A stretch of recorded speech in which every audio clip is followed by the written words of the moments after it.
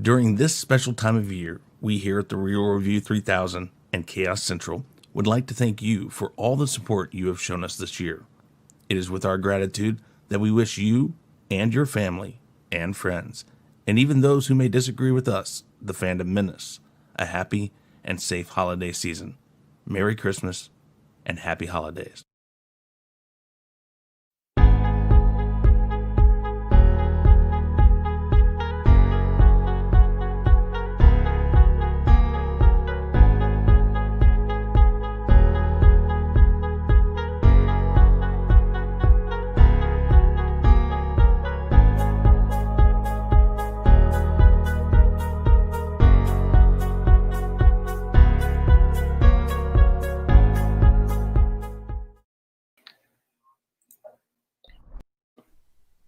I'll tell you all about it.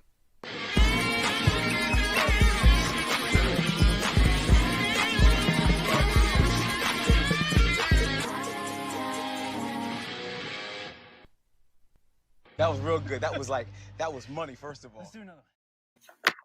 What is up, everyone? I am Chris Knight. This is the Real Review 3000 and the Mandalorian Roundtable. And of course, I have the great panelist, as usual, Comix Division, JJ, aka Sith Lord 3827, Danny Graham of Comic Chat, the Austinator, Shellback TJC.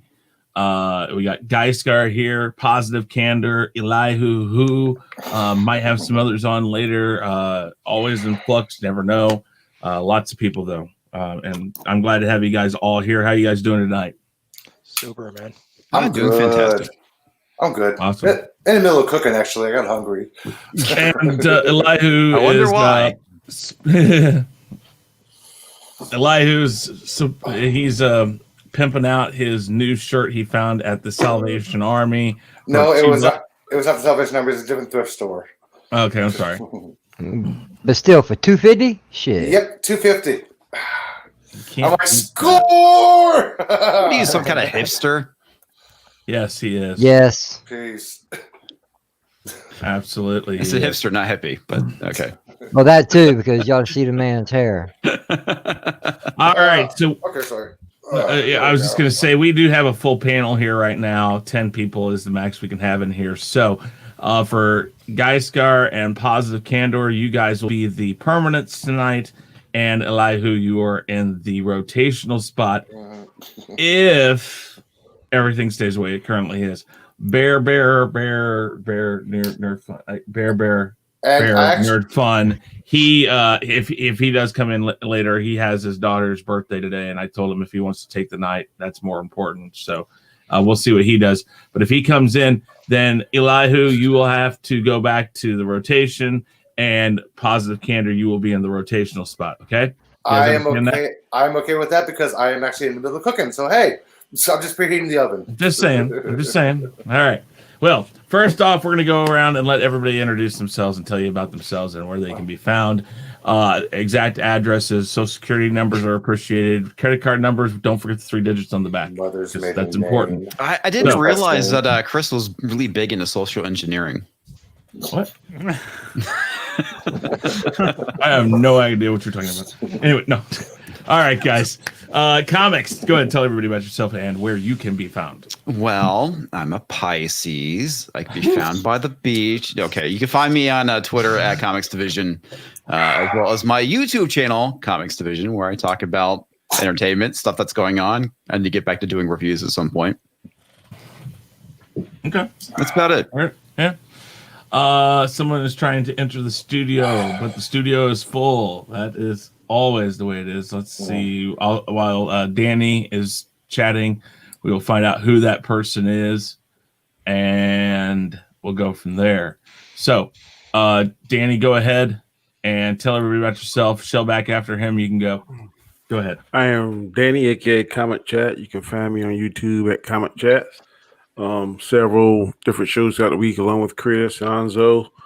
Tomorrow we'll be wrapping up our top 50 villains of all time. We'll be doing our 10 through 1. So please try and catch that tomorrow night. Tuesday night we'll be on Nzo's show, Chaotic list. Then Wednesday, the Rule of 3. Saturdays, as always, is square one. That's sports, basketball, boxing, and football mainly.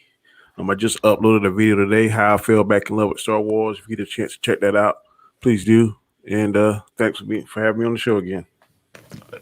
As always, Danny, you're always welcome, and you guys should. Everybody you see on this panel is always welcome. It's just we got so many people coming in and out. It's kind of crazy, but we do what we can with what we got. Shellback, please tell everybody about yourself, where you can be found, all that great stuff. How do I sound? Okay. You sound fine. Perfectly fine.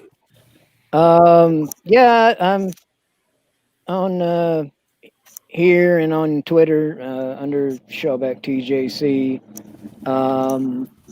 I haven't really put out any content as of late, but you can find me most of the time or most regularly hanging out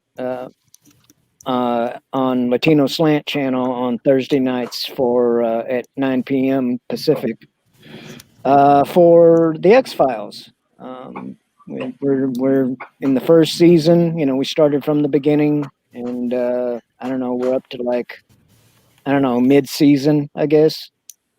And here, of course.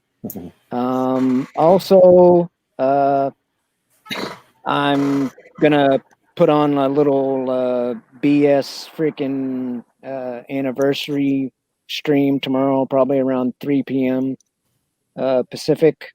I've been hanging around for a couple of years now, so I thought I'd just come on for a little bit, hour or so maybe, and throw out the link, a StreamYard link, and a couple of the Twitter DMs, and just shoot the shit for a little while.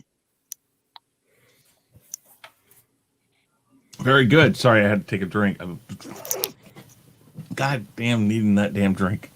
Anyways, up next, let's go jump down to Final Death Star Final. Glad you can make it. Hey, I'm going to ask you on stream because I feel horrible about this. I know I used to know it. What is your first name? Jason. That's right. God, so you can call me Jay. Most people call me Jay. Yes, that's okay. I'm so sorry. I was just like, I can't remember it now. It's driving me nuts. I was like, no, it happens all the time because we're so used to calling each other by our, our screen names or our screen names. God, that's like AOL, PBS. You've got mail.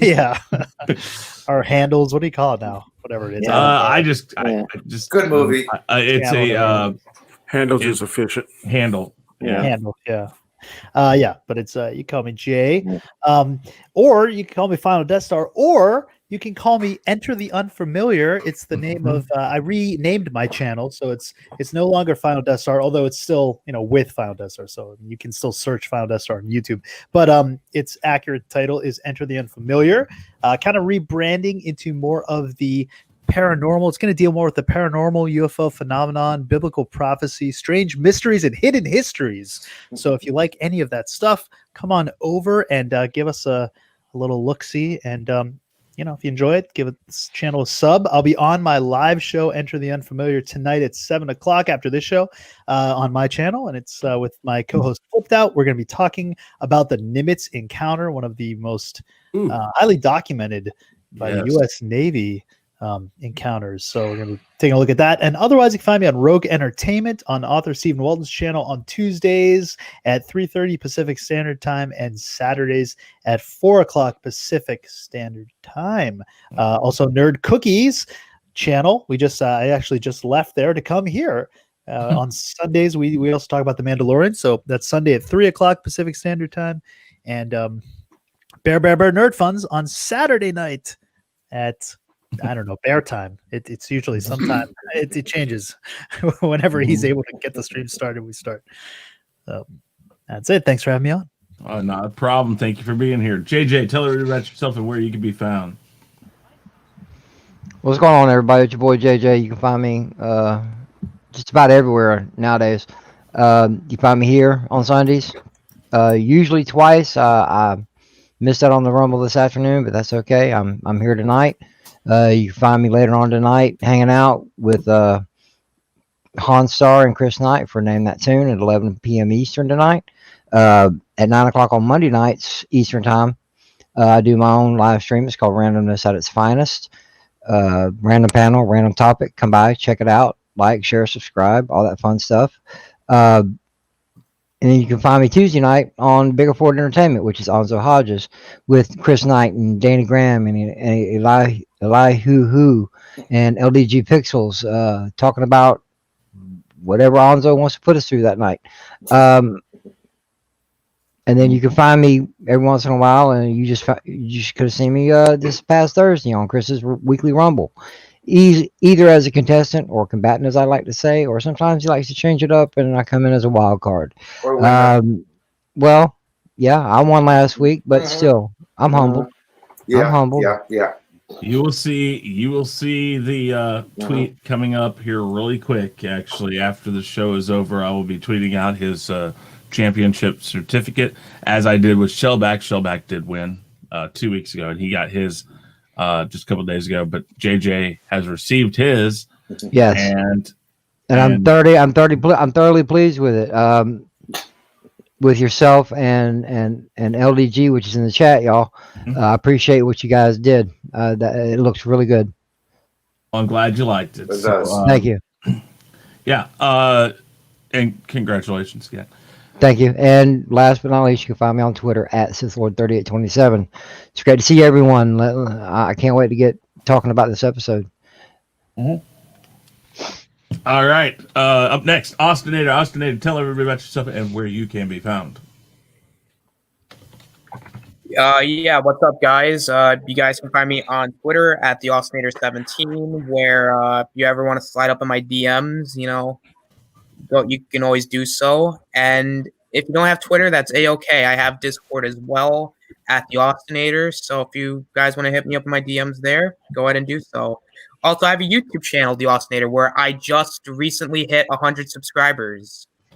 I want to thank everybody for their support. I wouldn't have gotten there without that. I might be doing a 100 subscriber stream at some point, maybe this week. I don't know the specifics for that. That's not how that works. You have to. You have to. You don't get a choice. Yeah. All right, fine. Since I don't have a choice, I will be doing it. But I basically do a lot of stuff on the channel. Like I'm basically a topic whore. I talk about everything and anything. I talk about Marvel, DC, video games, Star Wars, Harry Potter, sometimes wrestling, and we read fan fiction sometimes. Also, we play video games, do gaming streams. We've been playing. Whip that ass. Oh, sorry. It was a fair humble. Sorry, I couldn't help that one. Sorry. Go ahead. Say, man, I apologize. Go ahead, Austinator. All right. Oh, are you done? But we You recently making been a playing kid God lose of train War. of thought. I still got a little bit. Okay. I played God of War here on the channel. Or no, not here, but like on my channel. We a lot of interesting developments over there. We recently fought a dragon, and some interesting plot. The plot just been developing, so go check those out. And also, sometimes you can find me on Sundays here on the Real 3000 Chris Knight's channel. Whether it's part of the weekly wrap up or the Mandalorian Roundtable, and sometimes you can find me on the Weekly Rumble. And you can also find me Monday sometimes on JJ's channel, where I'm sometimes part of Randomness at its Finest. And I'm basically everywhere and anywhere. So, Chris, thanks for having me on. Not an issue. Not a problem. You're always welcome. Up next, new to the community that I'm a part of, at least, and a good friend of Nzo, Bigger Ford Entertainment, which hopefully he's in the chat so he can move in as we rotate. But Mr. Gaiskar Basco, is that how you say Basco? Yep, that's it. The Basco Scenario, that's his YouTube channel, guys. Go check him out. Get him some subs. He'll be working on some content here soon. We'll make sure we put him back to the grind after this. We let him out of the dungeon for a few minutes to come and do the show. So as soon as you're done, Gaiskar, go back down there, and we'll lock you back up, and you got to get some more content going. No problem. Thank you very much. All right, and go So ahead you and can tell find- everybody about yourself. Yeah, you can find me on my channel on the Basco Scenario. I'm working on a show. It's called The Scenario, which basically is going to discuss different scenarios that are going off in the media, comic books, stories, movies, and whatever, and how you would react to those scenarios, and gets everybody's opinion. Going further, you can find me on Chris's channel right here. You can find me also on Comic Chats and as well as Nzo's channel. And thank you for having me again. Not an issue. Not an issue. Next, Mr. Positive Candor. Positive, please tell everybody about yourself and where you can be found. All right. Positive Candor. You can find me on YouTube at Positive Candor and on Twitter, Positive Candor. All right. Up next, last but not least, is Mr. Elihu Who. Elihu Who, please tell everybody about yourself and where you can be found. I'm always last, but hey, but at least I'm not least. I am Elihu Who, and I can be found everywhere and nowhere at the same time. But when I'm not there, you can find me every Wednesday at 12 noon Pacific on my own show called What's Up with the Universe, where we talk astronomy, astrophysics, sciencey fun. And I can also be found on the Weekly Rumble with Chris's channel. I can be found hanging out with JJ on his channel sometimes. In the waiting room with LDG Pixels. Sorry, we call them Pickles for the hell of it. So, yes, I am sporting my new Mandalorian shirt. And I also forgot I also got this one as well. That's pretty cool. Ah, nice. All and right. I'm also on Twitter, so hey. Oh, and by the way, everybody here on this panel, make sure you go to our channels. They're on the bottom of the description. You can scroll down now if you want and listen to us. Ring our little bells. So when we go live, you can tell us when we go live. And if you're unable to watch us live, you got a little rewatch reminder. So Ding, ding. Mm-hmm. There you go. Sorry, I'm doing like 15 things at once, trying to see who's coming in. Here we go. Ready when you are. Okay. Here. All right. So Nicholas Weir is in the chat, and I think Anzo's there too, hopefully. And we'll make sure that we switch them out with you, Elihu Who. So, as usual, first up is overall impressions of this episode. Go ahead and tell us what you thought. Comments. Start with you, as always. Alrighty. I enjoyed it quite a bit.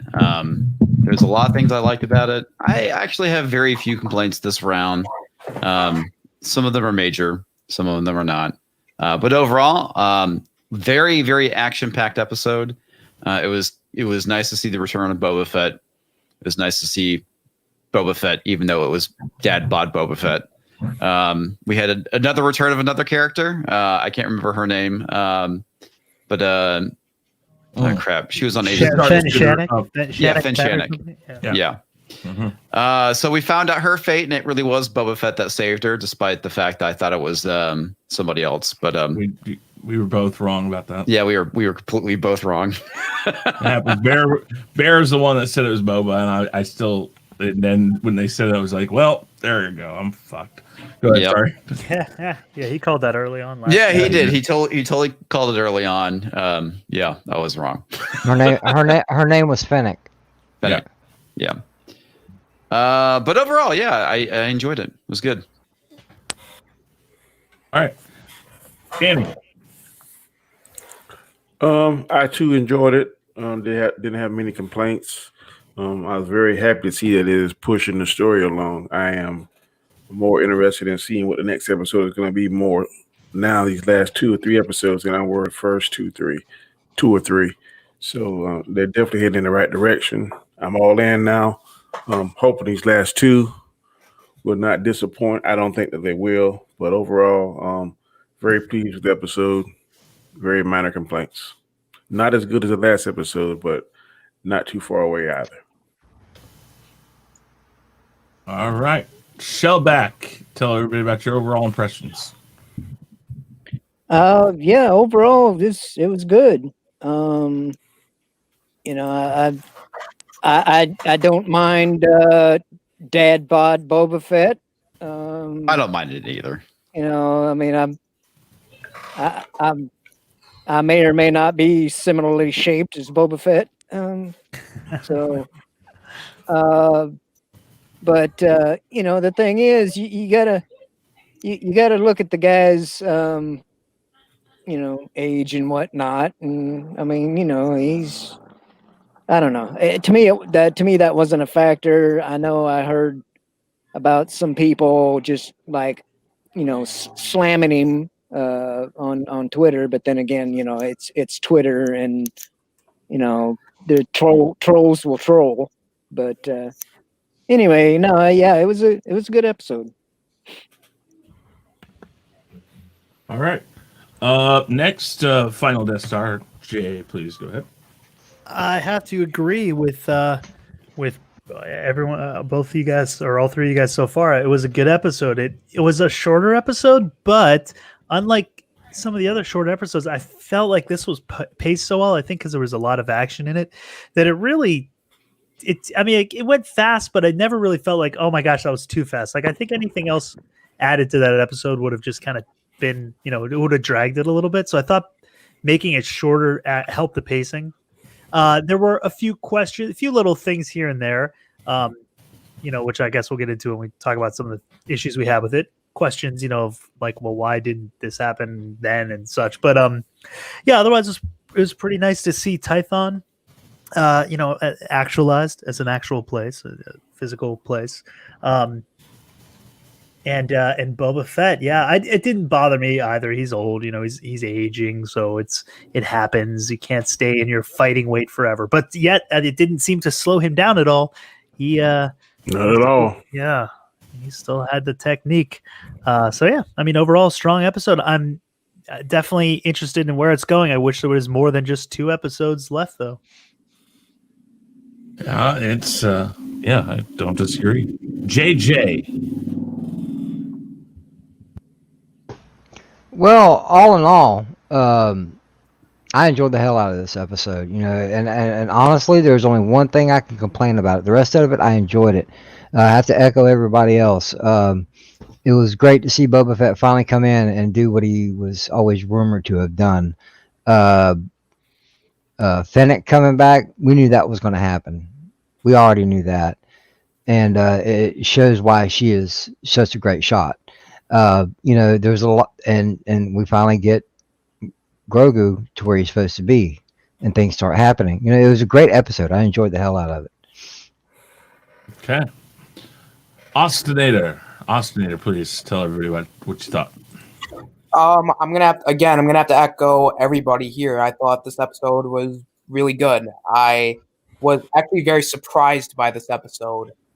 I do have like maybe one complaint, but for the rest of it, I thought for what it did, I think it was very good. I like that they brought back Boba Fett, and that was actually kind of surprising, which I'll get into when we talk about our positives. Fennec coming back, I liked that this episode was not filler. Thank God they didn't go that route. Mm-hmm. So, okay. That's what I have to say on that. All right, Gaiskar. Oh, wow. I'm going to go on. It was just an okay episode. It didn't do much. Yeah, the only positive that it moved the story along, but this episode frustrated the shit out of me. Ooh, I can't wait to hear about that. Same here. I cannot wait. All right, we're looking forward to that. Positive. Tell everybody what you thought about it overall. Yeah, I'm gonna. If it wasn't for Boba Fett in this episode, I'd give it a F. I mean, I'm Damn. Dropping that early on. Man, hot take. Yeah, these are hot takes. Hot off the grill takes. Yeah, this episode. All right, well, we'll get to basically. That. Okay, wow. Man. I've heard other people say that too. I'm really curious as to why you think that. So Ignore him. Ignore him. No, I know Anna didn't like it. Weird. Yeah. Interesting. All right, let's go to God.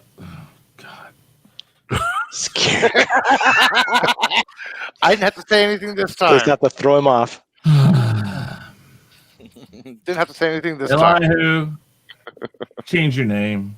and then tell us what you thought overall of the episode. Okay. Thank God I get to rotate you out immediately.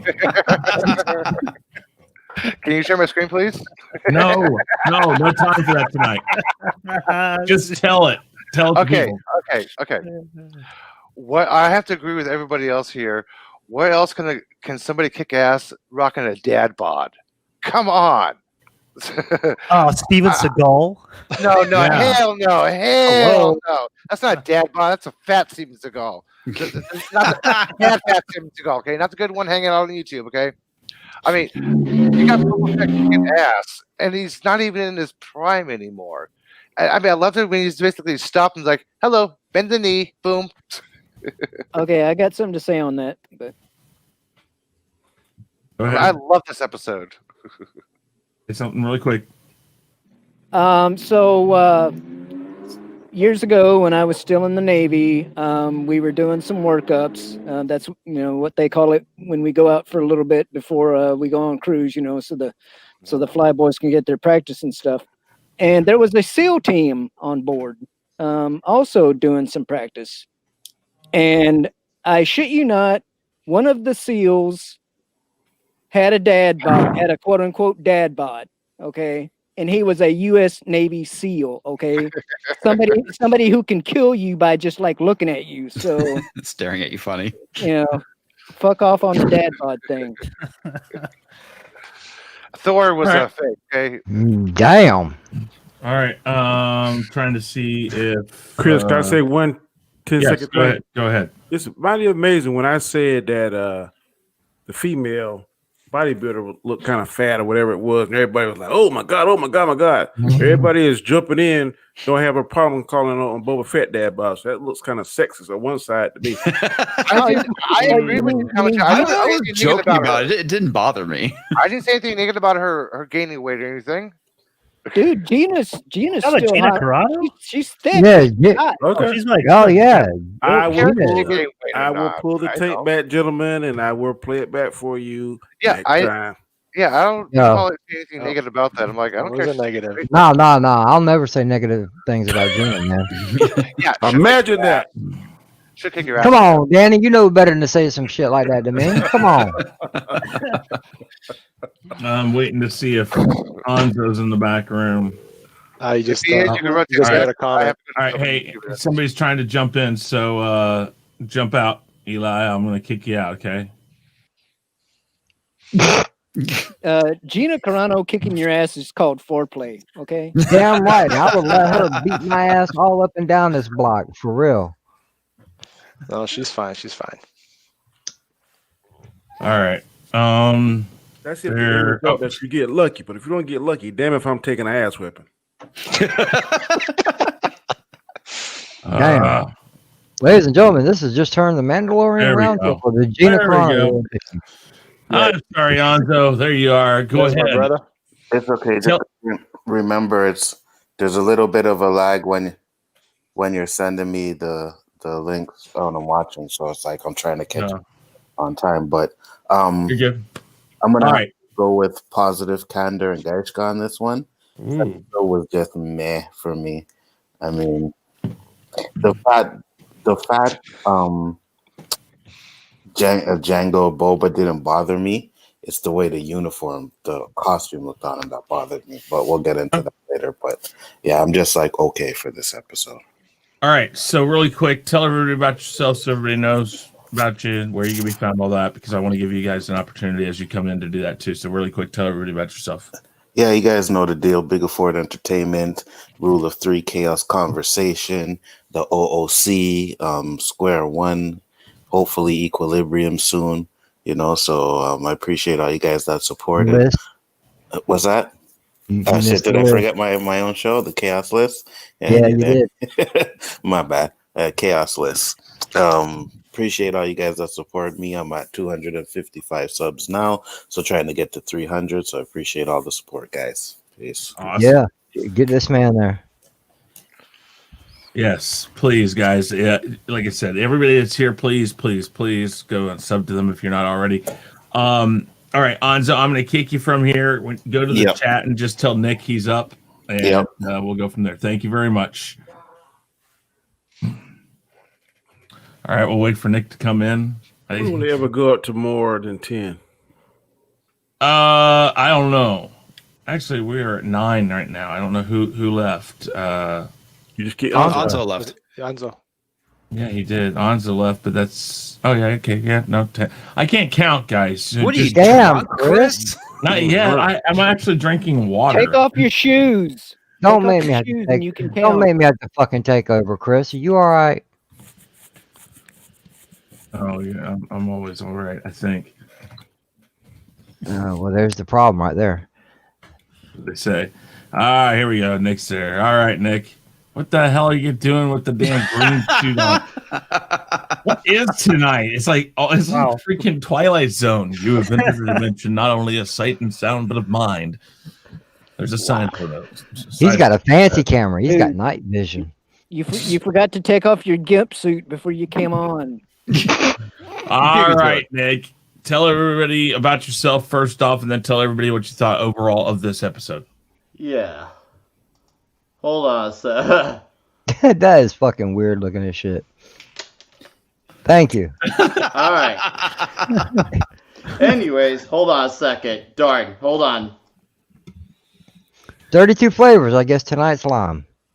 You look like Glenn Danzig, like Misfits era with like the sort of devil lock there. Yeah, he's got like a mini devil lock going. Yeah. I was just coming off a stream and everyone's just getting really stupid, and I'm like, I'm just gonna take it to the next level with this suit. So anyways, you said initial thoughts on Mando, yes? Yep. Yeah. All right. I enjoyed it. Simply put, I enjoyed it. It was a great episode. I don't think it's not my favorite episode, but I enjoyed it. Action-packed, and Robert Rodriguez was a perfect fit, and Boba Fett kicked ass, and I had no problems with Dad Bod Boba as well. So yeah, that's just initial thoughts, and I'll get into what I liked when we get to that part. I'm sorry, I'm getting all sorts of requests to jump in now. Like people are like, oh, you're doing rotation.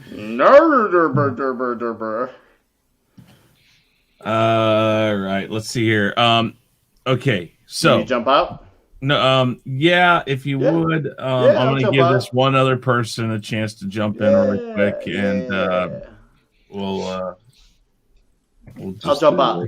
All right, one more, and then we'll go back and we'll be through our stuff. Craziness! Help me! Help me! The agony. Be on this stream all night. I know. 3 hours later. We're gonna try to get through everybody here really quick. Remember last season when we had trouble finding people to come on? Well, we had like sometimes there'd only be like 4 or 5 of us. Now we got like freaking 20 people wanting to do this.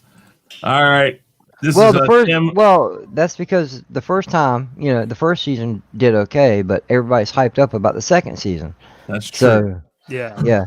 All right, Tim Christ, welcome, buddy Christ. There. First off, what I'm going to do is I'm going to have you tell everybody about yourself and where you can be found, really quick, and then I want you, because you're going to be in just for a second. I need you to then tell us what you thought overall of the episode, and then I got to kick you out and bring somebody back in.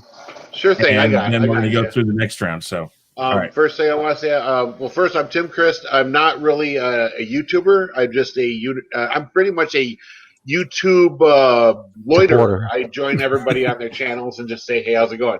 Secondly, Comix Division. I love watching you guys on Friday Night Tights. Oh, thank you. Freaking fun as hell. So surprised to see you over here. So glad to meet you.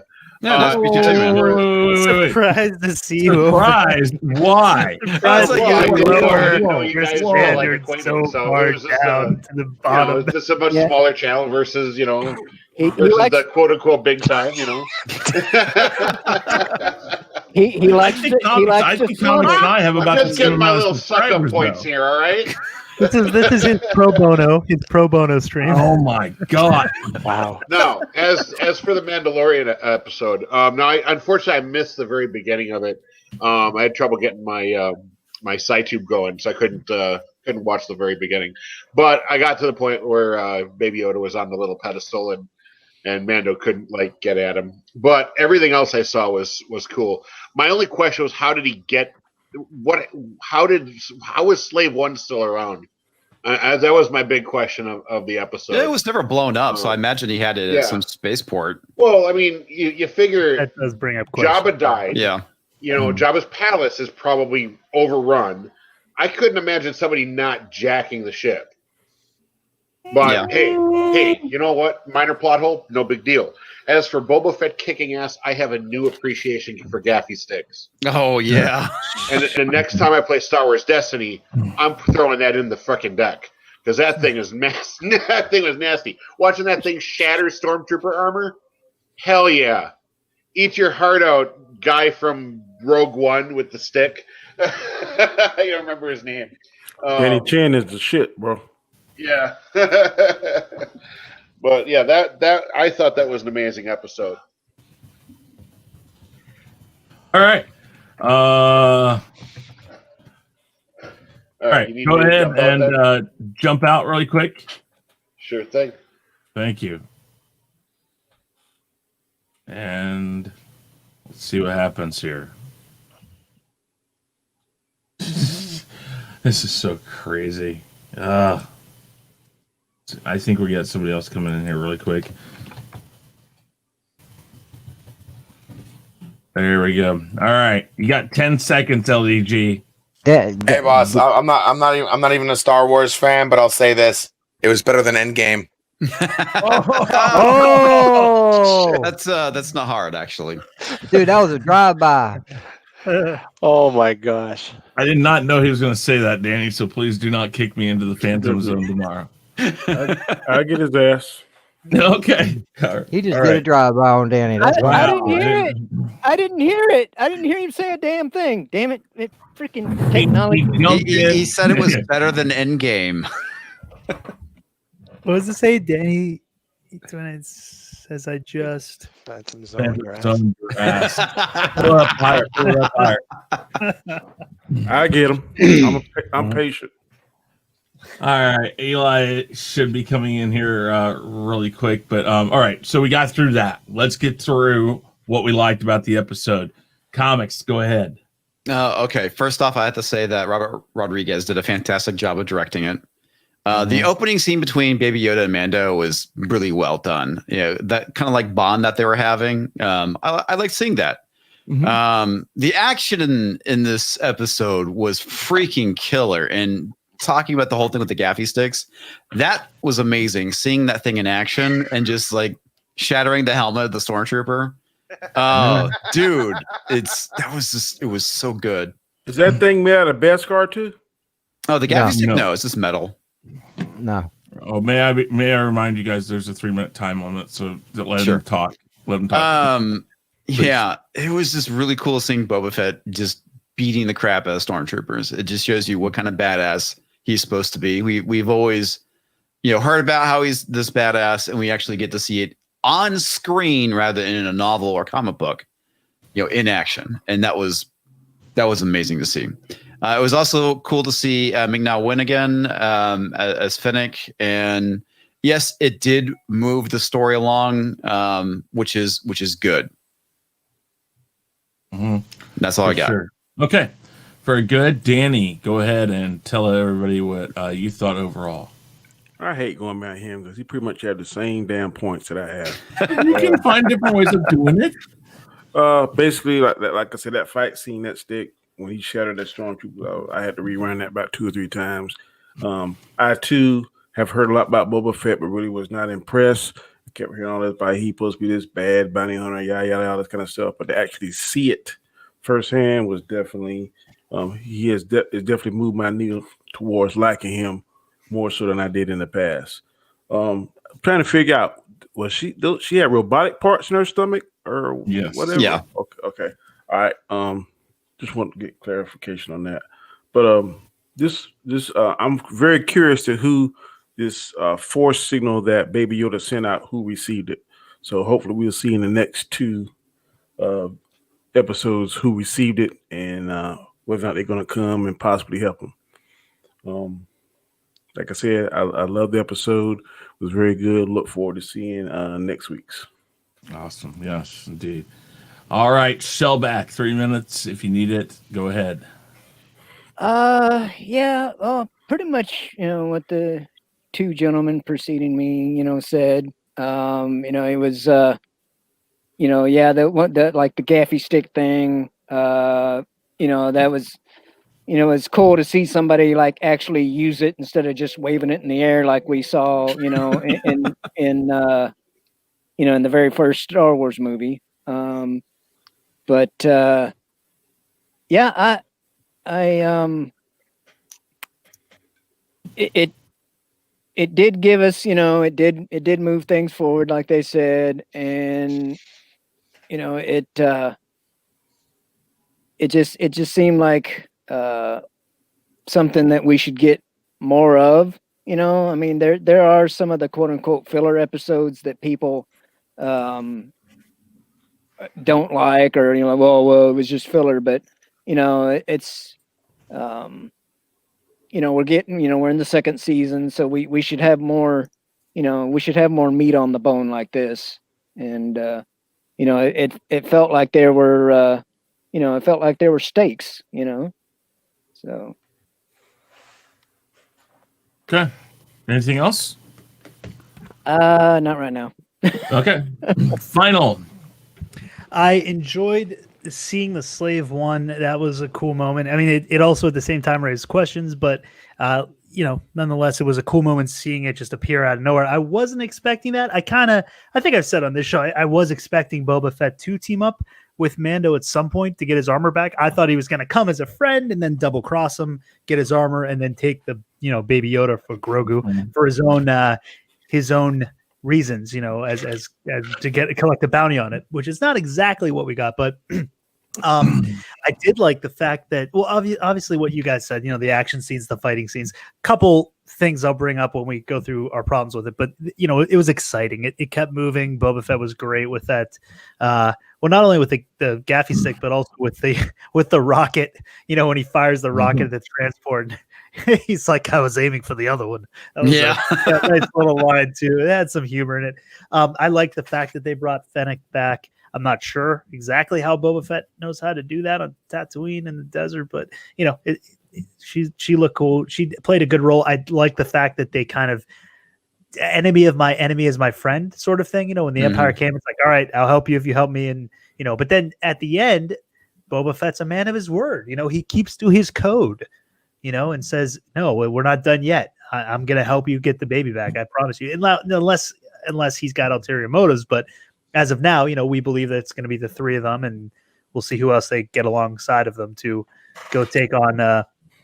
I also like the fact that they showed the Dark Troopers too. Moff Gideon's sending the Dark Troopers down. That was cool to kind of see them in some sort of action. And the relationship, like you said, Comix, with Baby Yoda and Mando. It was nice when he kept trying to get close to him, and the Force kept blowing him back, and he kept trying. You could see just his care there. And he's like, okay, kid, you stay here, don't move. I'm going to go take it. It's like, well, he's telling him. And it's like a fatherly thing. Like, he's not going to move anywhere. He's like in a Force shield, But it was that care of like, he still wanted to make sure he was okay. He was still trying to communicate with him, even though Baby Yoda was like in a trance. It just showed that relationship there. Yeah. Sure. Anything else? No, that's probably those are the main points that I thought were the strong points of the episode. All right. JJ.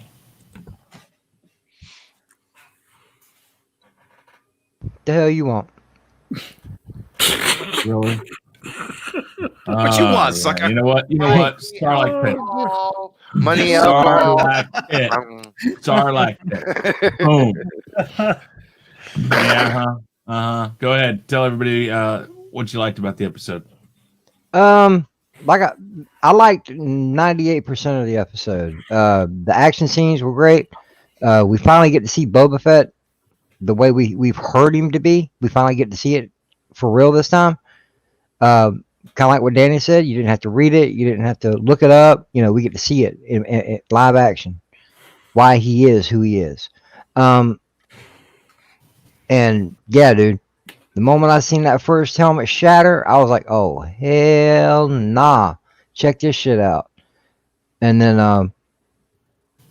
and for real, and one of my roommates came in and checked on me. I was watching, you know, when the Slave One flies in. I just went, "Oh shit!" You know, I was like, I was ready for it. You know, I pretty much liked the whole episode. You know, I can't really say add too much to it because so far we're all saying the same thing. No, that's fine. That's fine. Austinator. Yeah, so I'm gonna have to echo everybody else here. The opening scene, I really love. You're dropping away. Because something wrong with your mic and connection, Austinator. I don't think Yeah, you can hear us. You might have to jump out and jump back in. Yeah, you're roboting. Mm-hmm. Well, Gaiskar, while we're trying to figure that out, go ahead and tell everybody. Well, like I said, it. Well, like I said before, I just thought the episode was okay. Yeah, it was cool seeing Slave One, but at the same time, I was like, "Oh, that's cool," and I'm like, "How did it survive?" At the same time, right? So, raise questions, and the Baby Yoda Mando relationship, was okay. The story was fluent. Fennec back was cool, but like I said, that was more of a frustrating episode for me, which we'll get onto later. So, positive, you're next. Oh, I was going to let Austinator go ahead and finish since he's back in.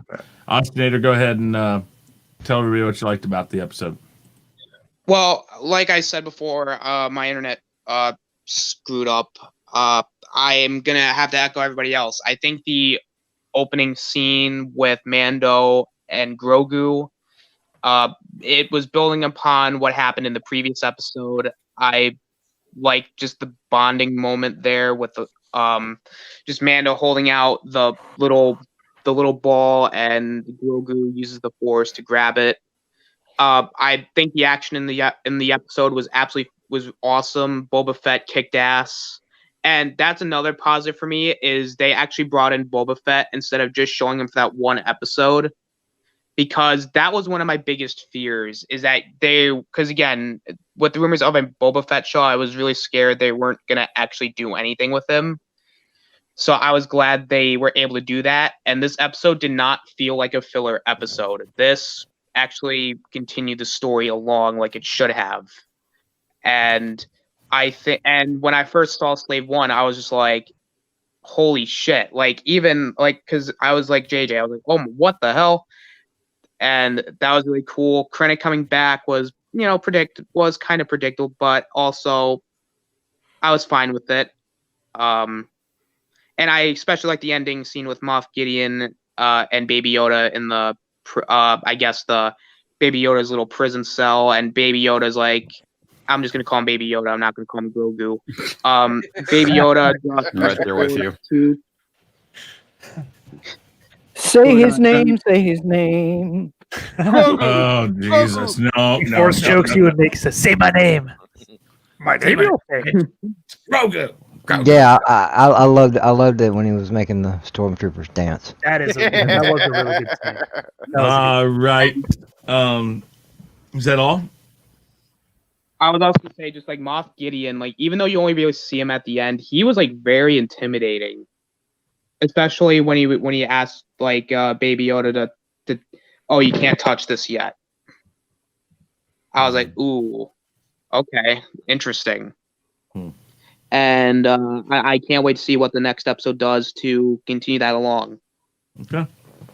All right. Up next, positive. Tell everybody what your favorite parts were. Yeah, not much, but that's fine.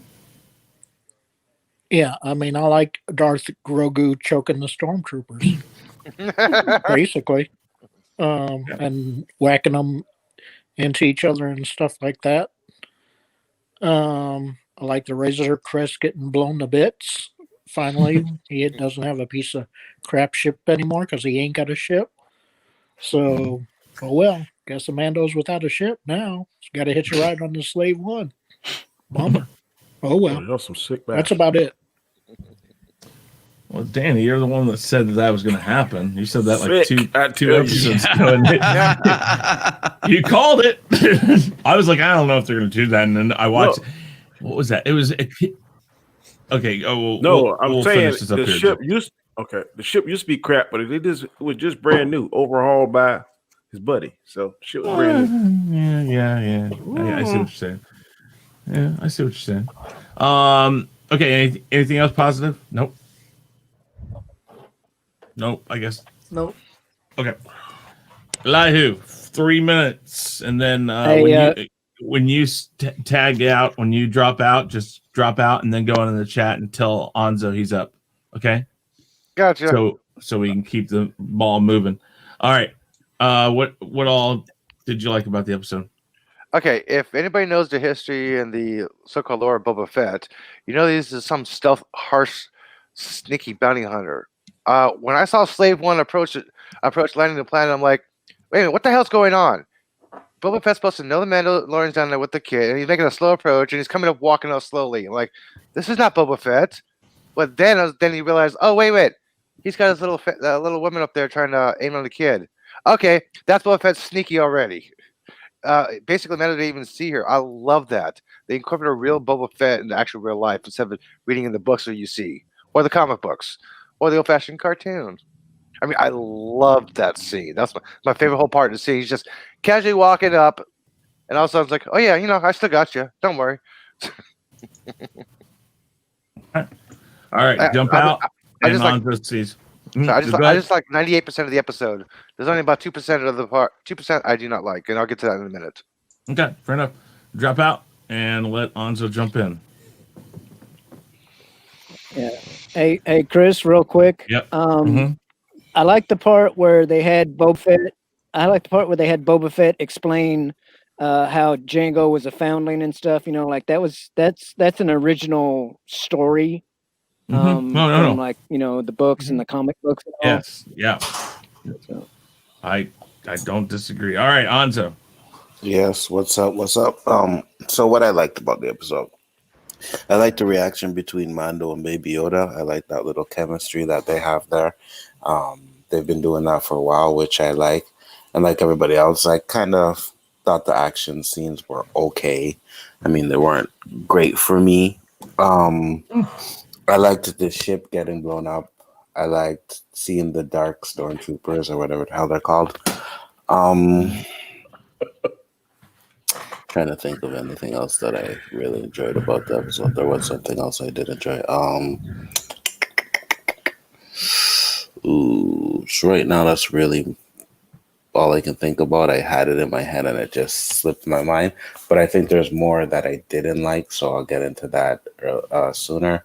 But all in all, this episode, like I said, wasn't just meh for me. All right. I'll have you jump out and have Nick come in. Nick, you're in the chat. Go ahead and jump in. You know where the link's at. Hopefully this won't take too long. Nick, come on.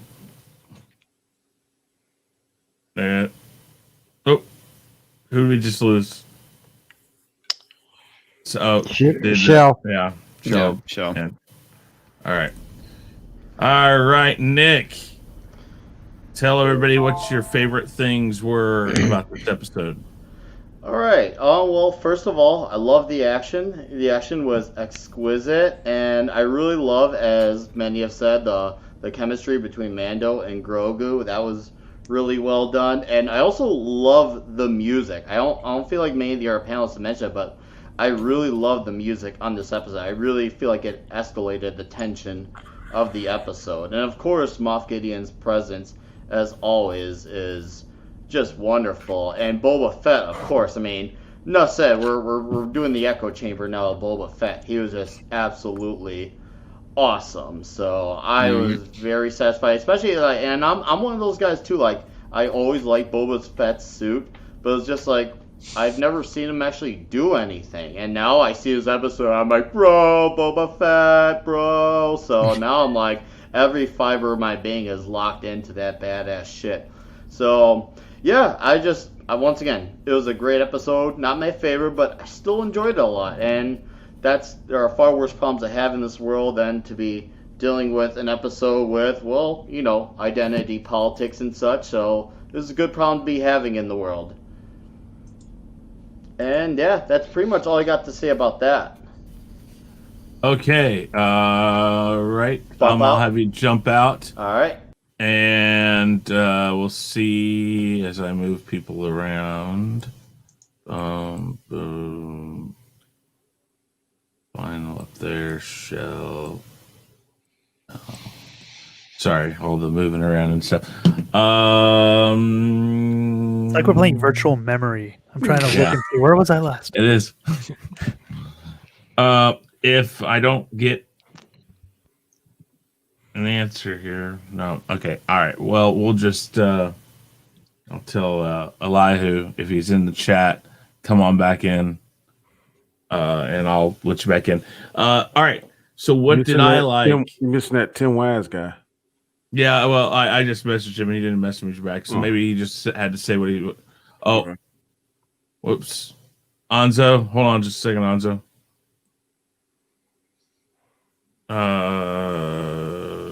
Elihu, go ahead and try again. Sorry. Anyways, I was going to say,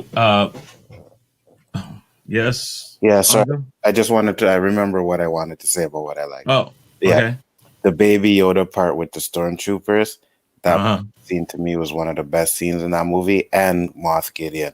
I love seeing Moff Gideon in the show. I think we need more of him because he has a presence in the show to me that's just like amazing on almost everything he does, So those were the things that I wanted to say, which I completely forgot about. Yeah. All right. Okay. Guess Elihu's going to try to come back in now. All right. So, I do know that the Slave One coming in, the way that came in, that was so awesome to see that. I'm not going to question anything because I'm going to say this. They gave us more context of where the Slave One came from than they did about how the hell the Millennium Falcon ended up on what the hell Jakku. Jakku. I'm sorry. He's in the damn Slave One. It was his ship. The last time we saw it, who was in it? He was.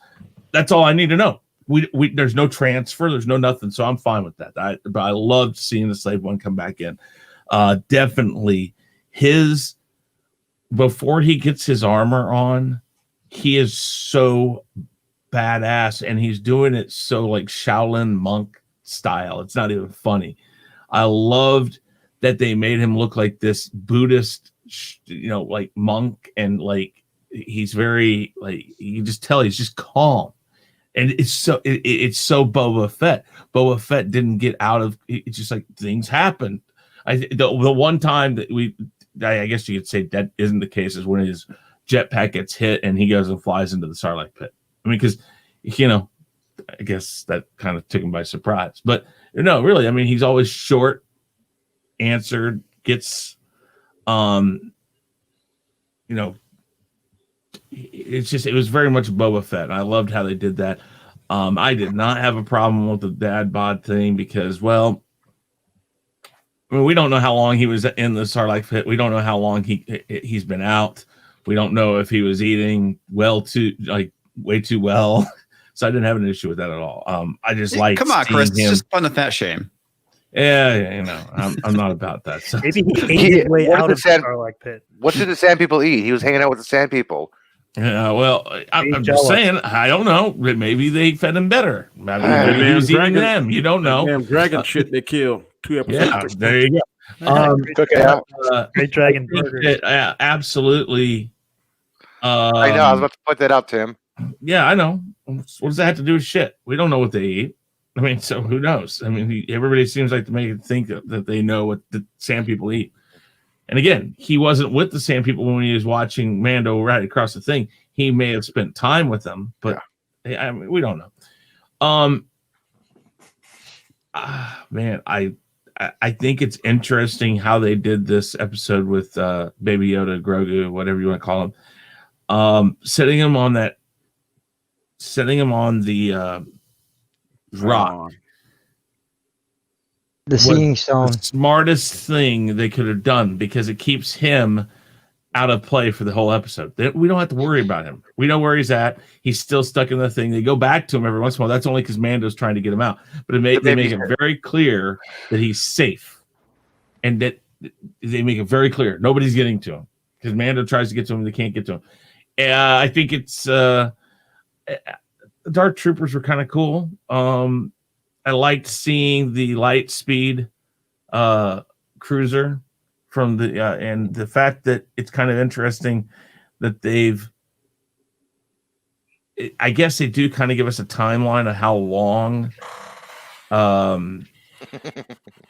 what's his name that Mando's been out, because he says the Empire's back. So we know that the Empire had fallen and he saw it. We know that he knows the Empire has fallen. At the beginning of Return of the Jedi, when he goes in the Starlight Pit, he doesn't know that yet because it hasn't happened. So we do know that he's aware of the Empire or them falling or coming out of power. So that gives us the context that he wasn't in for very long, I think.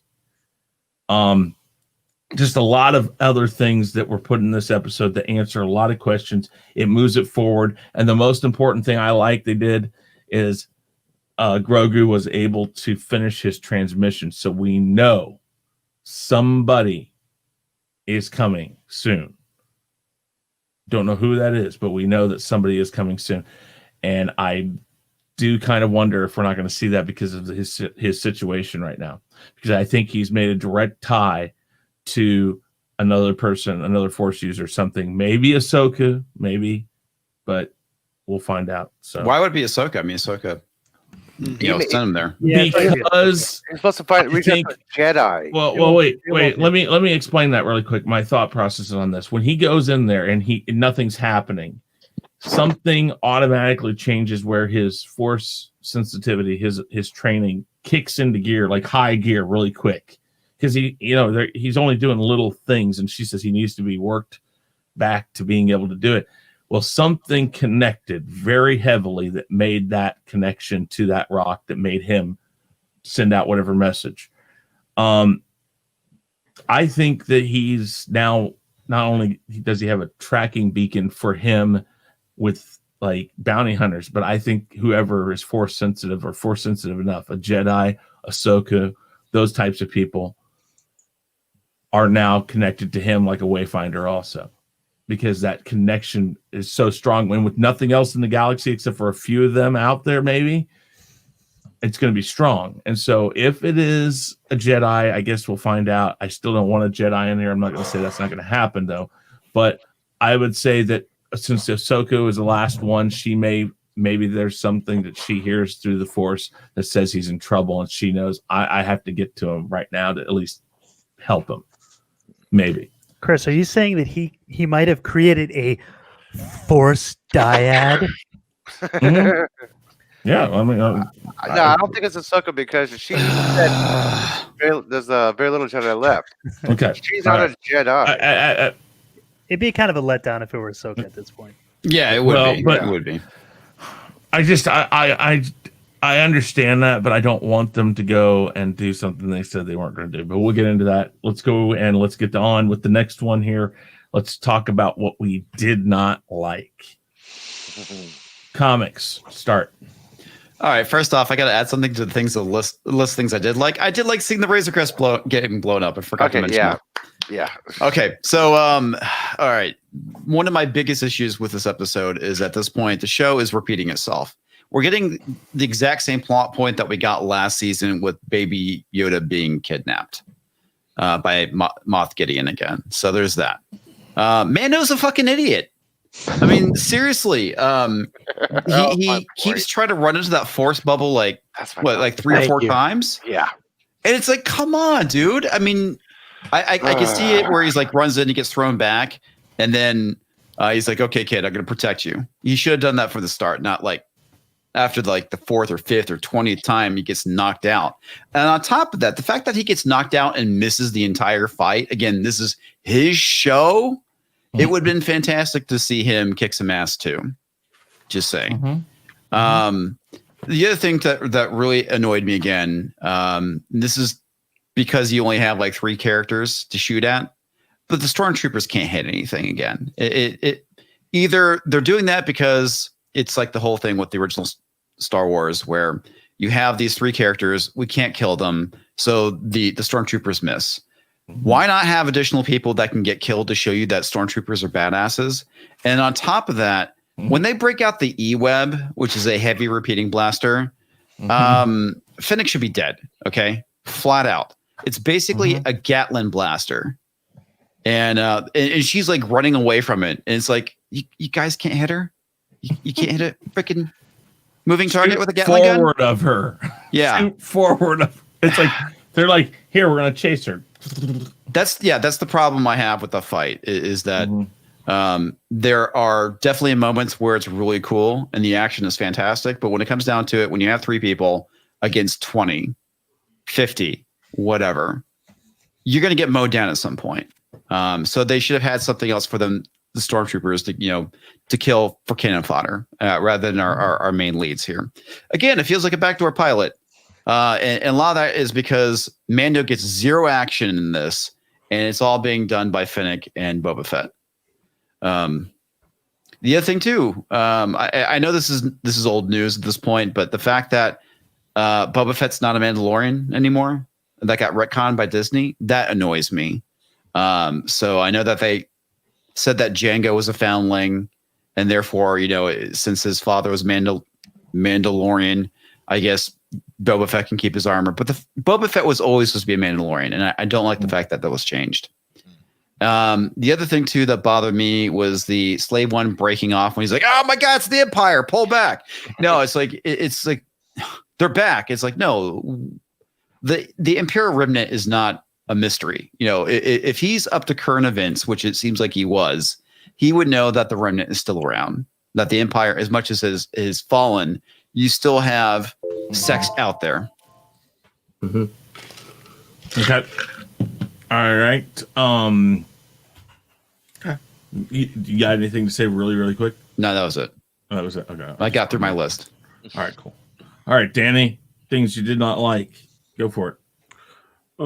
No people saying about Slave One, but there might be more than one Slave One. I kind of find it hard to believe that they only made one. So that could have been a spare Slave One he had or whatever. Just throwing that out there. Well, there's a reason there's a number behind it, I'm guessing.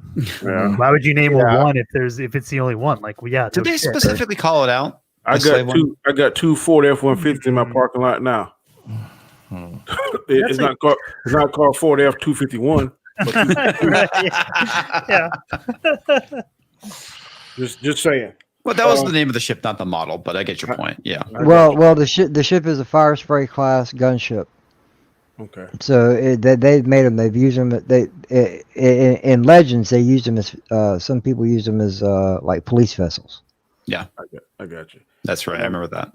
I'm still trying to figure out why Baby Yoda still gets so tired. I don't know any other youngling that gets tired after they use the Force.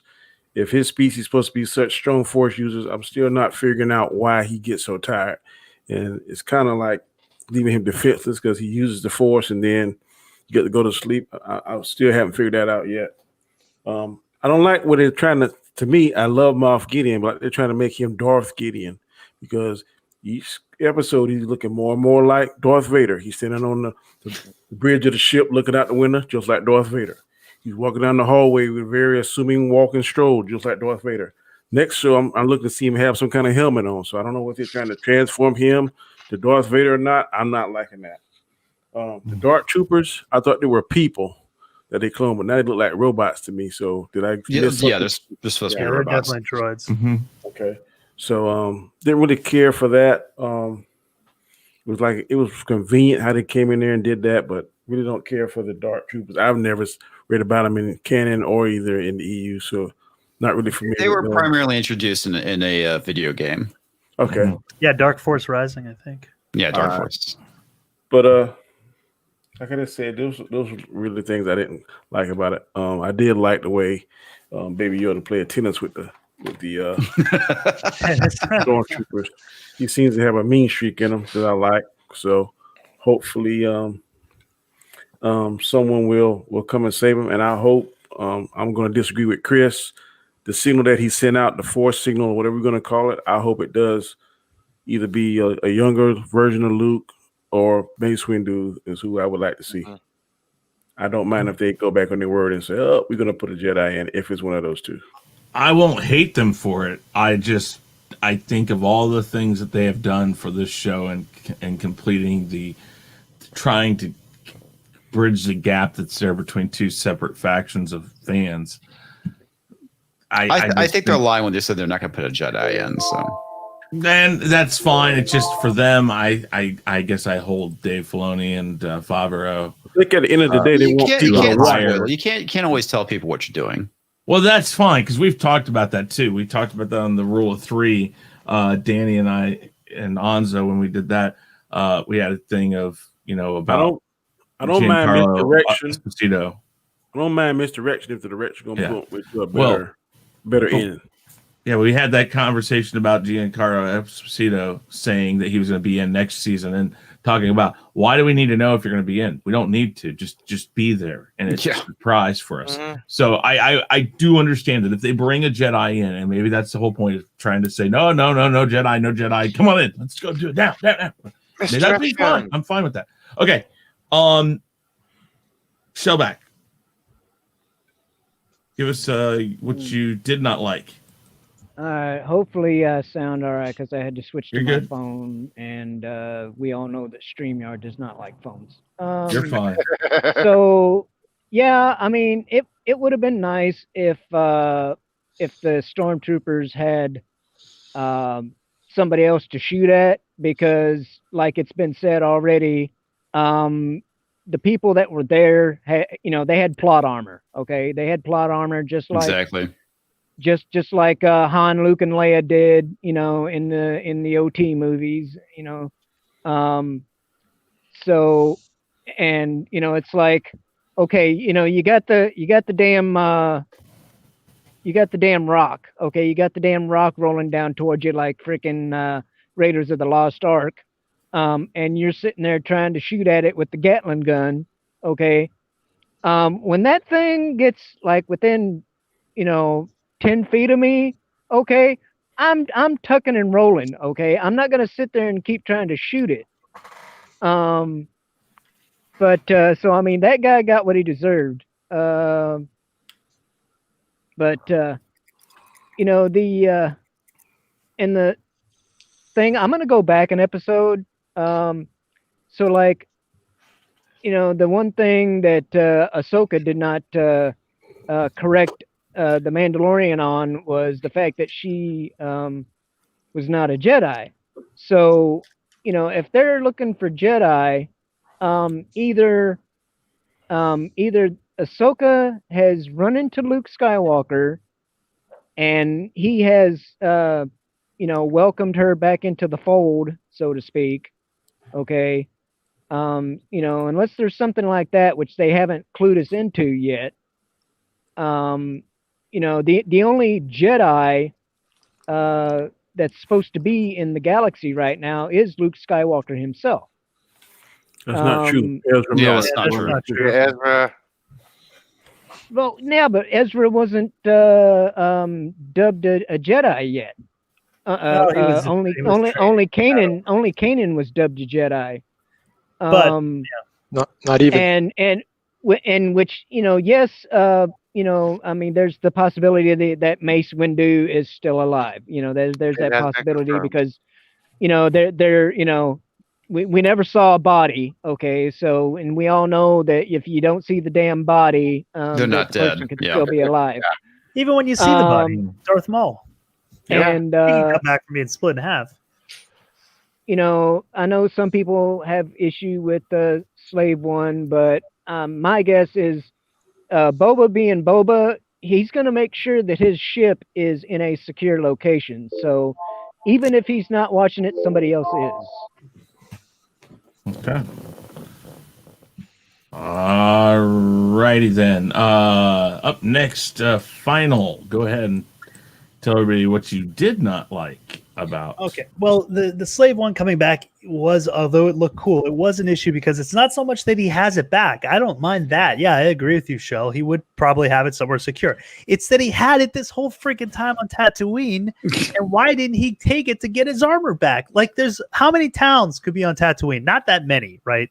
And he knows. I'm sure he's aware of the several little towns there are. And you're saying that he wasn't aware that Cad Vanth had his armor as the sheriff of this town, and he didn't go back to get it? He does mention that. He knew exactly where it was. What if did I he remember say? right. Yeah, he mentioned Cad Bane's name. Yeah, he does. He says he had it. Not Cad Bane, Vanth. Cad Bane's the other bounty. Not Cad Bane. Yeah, sorry. Yeah, The marshal. Called He does Vanth. mention the marshal that he had it. He knows. He knew. So why had it. didn't he go get it? He's got his slave one. You know, I mean, I think these are questions that are going to be answered in a comic series or a novel. You know, later on, they're probably going to do with the Boba Fett story on Tatooine, what he was doing, why he didn't go get it, unless Vanth comes back and they had been working together in some way. You know, if they made some kind of trade, I don't know. The fact that he had it was like, well, why didn't you had this whole time on Tatooine and you didn't go to get your armor back? You had to fly to another planet, track, you know, this other Mandalorian down to get something that was like a town away from you. You know, I don't know. It just, that kind of thing, it just adding questions. I'm not saying it's ridiculous because we don't know yet, you know, but it kind of irked me that it seemed to be that easy. And yet he's traveling across the galaxy, you know, looking for something that was right next to him. I think, you know, Mando, yeah, with him trying to get to the child, and he keeps getting blown back, and he keeps trying. It shows his devotion, you know, and the relationship. But it's also like you said, you know, it's like he's an idiot. And then he's got Fennec. You know, they've got Boba Fett jumps in on him. Is like, you know, well, we've got my sniper up there, and he's gonna take your little kid out. If I were Mando, I'd be like, go for it. You're not getting through that thing, you know. Like I just tried 3 times. I got blown back. Go ahead, take your shot. You know, he should have known that the Force was protecting little baby Grogu, little baby Yoda. And I just thought that was, you know, kind of like, I was expecting him to be like, go ahead, you know, play kind of a stronger role. And even if he didn't, the thing with Mando is I wanted more of a Han Solo type character where, you know, he would have bluffed his way through it. You know, Han was like, never tell me the odds. I'll bluff my way through, you know, whatever works. And hopefully it works out for me, you know, and I wanted that for Mando. Like he kind of, even if he wasn't 100% sure, he had to have a good idea that bullet wasn't, or the blaster wasn't going to get through there, you know? So why not bluff your way through? But anyway, again, a little thing. The fight scene, you have Fennec with a long range rifle taking out stormtroopers like tomorrow, and they're all firing at her. Yeah, and like nothing hits her. Mando comes in to get her back. He's getting the crap shot out of him. Every blaster, it's like a magnetic, you know, it's like armor's magically hits the armor. Yeah, it's like hitting him. I'm like, well, how did all of a sudden they're hitting the crap out of him, and they didn't even come close to Fennec, who had no armor on, you know, with a long range rifle. That's well, you know, that's the thing with Beskar. It magically attracts blaster bolts. Yeah, it magically does. Yeah. So, you know, those little things, although the fight scene was exciting to watch, it's like, yeah, this doesn't, you know, it doesn't really hold up. The older, yeah. Could it be that because she's like a cyborg, she's a little bit faster than Mando? I mean, she's not faster than blasters though, and there were a lot of stormtroopers firing them. I mean, she would have had to like have force-like reflexes to miss all of those blasters coming at her.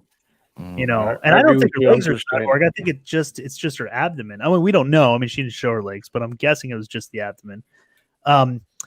But yeah, I mean, you know, possibly, but I think that's slim. The boulder rolling down, yeah, like all the stormtroopers are running away from it. Like no one decided to dodge to the side. It's typical with anything with a rolling object. Yeah, it's like I'm just standing in here and run directly in the path that it's headed. And of course, the guy with the E-webs is sitting there shooting at it. It's just like yeah, it's like all you have to do is dodge to the side and you're fine. Yeah, it's like, dude. Just give the gun up. Just jump. Yeah, I just that was kind of silly. The choreography, although it was fast paced and kind of exciting, it was kind of like when you think about it and analyze it, it's like it doesn't make sense. And then with who's going to answer the call? Here's the thing: Filoni said something interesting. He said that this doesn't necessarily take place after the end of Rebels, which means that he's right. It takes place after it. But it's not right after it. Well, he said it could take place before the last scene. So everything when we last see Ahsoka as Ahsoka the White, that's not necessarily before Mando. The events of Mando could take place before that. So that means if that's true, that means that Ezra I don't think that's so. what Filoni said. He said because I always look at Star Wars as non-linear, just like episodes 4, 5, and 6 came out, and then we had episodes 1, 2, and 3. Yeah, So he said that because of what Lucas did with Clone Wars. Lucas would do stuff. You'd go back and it was all out of order. But I mean, Rebels was fairly linear from what I could tell, and this took place after Return of the Jedi. Well, this clearly takes place after Return of the Jedi. Yeah, no, this definitely takes place 5 years after Jedi, but we don't know when that last scene of Rebels ends with Ahsoka saying, or with Sabine's narrated. She just says the Battle of Endor happened, the Rebels won, the Empire fell. But when Ahsoka comes up and says, "Okay, it's time for us to go find Ezra to get him back, bring him home," that doesn't necessarily take 5 years after Jedi. That could be a little longer after Jedi, is what Filoni was saying. So these events could take place. Well, I mean, they did flash forward a little bit because you get to see the kid between Hera and what's his name. You got Jason. I think they named him Jason. It was after Jedi. Kanan. Kanan and Hera's kid. Jason. All right. Yeah. Okay. Let's roll on to JJ now. JJ, go ahead and tell us what you did not like. Well, there's very little I really did not like. So buckle up, Danny. It's going to be a rough ride. I'm nitpicking, and the nitpicking is not something I necessarily say that I didn't like. It's just it's more like a convenient scenario. Like I said, what I liked about the episode, we finally get to see what Boba Fett. We've always heard Boba Fett could do. Okay, all right, that was great. But when he got his armor, they specifically had him use everything that we have ever heard of just about to kill these guys. Oh, look, blam, blam, blam. Ooh, wrist blaster. Okay, he didn't have the flamethrower. I don't know why, but knee darts and his. I've never seen rocket launcher. Yeah, no, they've always been there. He's never used them. Never heard. Now he's finally using them. And then he's blowing the ships out of the sky with his rocket launcher. Everything that we've heard he's been able to do. He just happened to be convenient enough to pull it all off. I thought that was just convenient. I didn't really. It's not that I didn't like it. Just I'll agree with you to a point, but it's like, why would you not use it? Exactly, but it's like they made it a point to show it. Yeah, that's a pretty fair statement. And then the Dark Troopers. Oh my God, the Dark Troopers. They bought that shit in from a Windows 95/98 video game. Okay, come on. I did not like that at all. You didn't really get to see them all that well, so I'm like, you can't even judge what they were. I'm like, come on, guys, if you're going to do it, it's dumb as shit. But if you're going to do it right. And they failed horribly on it. I'll agree with you on that. And that's about it. The rest of it, I enjoyed the shit out of. I swear, for real. Boba Fett's rocket pack must be like self-generating rockets. I've never seen every time you need ones, it's convenient. You never seen one. You never seen nobody reloading it. No, it just was there. It's like he pulled out the armor. The last time we saw the armor, there was no rocket in it. Yeah, that's what I thought. I thought there wasn't a rocket. Yeah, because he used it against that dragon thing. And Mando, Mando just decided, hey, I got the spare rocket here in the Razor Crest. Just pop it right in there. There we go. Or maybe he took a rocket from the Razor Crest and popped it in. Who knows? All right. If I was Mando, I'd take his. His jetpack cooler than mine. Yeah. Oh, that was one thing I left out. I completely forgot about. Dude leaving his jetpack behind. What the hell? That was so plot ran. I'm gonna run up this hill. Okay. Why not use the jetpack? That was my one. I'm hoping nobody's talking about it. Somebody mentioned it. Yeah. It's just I hadn't gone yet, so Yeah, that's a good point. No, I agree with the jetpack thing. I was wondering when he was going to get that shit back, and he never did. Okay. That made no point whatsoever. All right. Anything else? No, that was it. Like I said, it was very minimal. The rest of it I loved. As who put it, making the Stormtroopers tap dance. That was awesome. because now you get to see he's working his powers more. He's able to do it longer, stronger. Switch. Yeah. Rock, turn the switch on. Okay. Let's stick with the stuff we don't like. Yeah, no, I'm sorry. My bad. But yeah, no, that was it. Like I said, it's very minimal. Okay. Austinator. So here's like, I guess my big thing would be, and this is my biggest problem with the season, and I've been complaining about this for a while. It's the length of the episodes, and I'm gonna keep complaining about it until they fix it. And this episode in particular was a very glaring problem because this episode was way too short. This was way too short for Mandalorian standards. Like, if you're not counting like the opening, which is your recap, and the ending with the end credits, the episode is basically over 20 minutes long. That's ridiculous, in my opinion. You could at least have it be 30 minutes. I would have been a lot more forgiving with that, but over 20 minutes. 31 minutes. No, that was 31 minutes. Is that what the credits show? But I'm sorry, 29 minutes exactly. Then the credits roll. Yeah, I honestly didn't That's pay attention also to the time this time. Yeah, but that's also including the recap and the quick little intro. Yes. So it was more like 25 minutes, maybe. Okay. Yeah, ahead, 25 Austinator. minutes is way too short. The Dark Troopers, I think they're cool, but their designs could have been a little better. Boba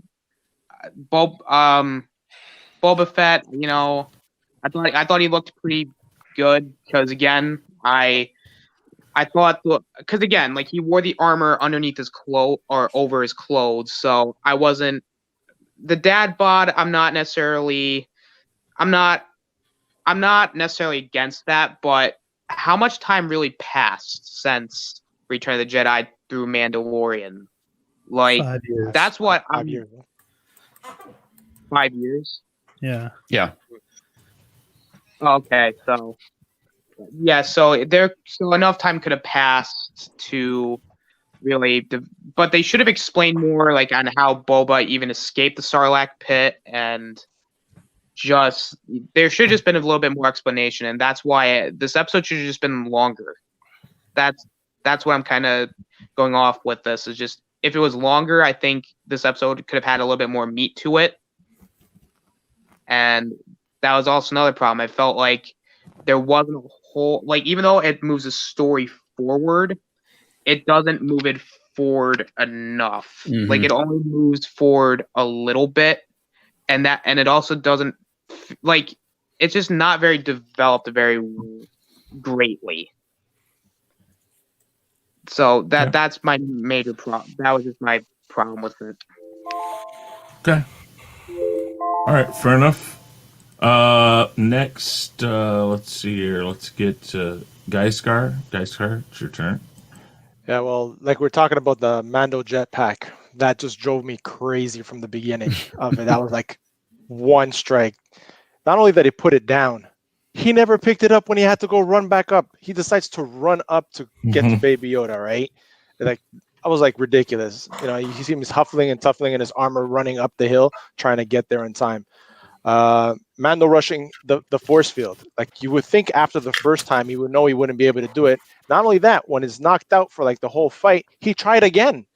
It's like, it just frustrated me. And the stormtroopers, come on, they could at least, got some kind of implant in their brain to be able to shoot. I want to address the part you said of Mando going back and back and back. Come on, he had Yoda in his head. There is no try, do or do not. So he just kept going. It's like, gotta do it. Sorry. Go ahead. But sorry. It's all right. It's all right. Screwed me hard. So, like, even that, he missed the fight. They could have done something different, a duo, him and Boba, back to back, fighting off hand to hand, some of the stormtroopers. That would have been cool, seeing the 2 different generations of Mandalorians going at it.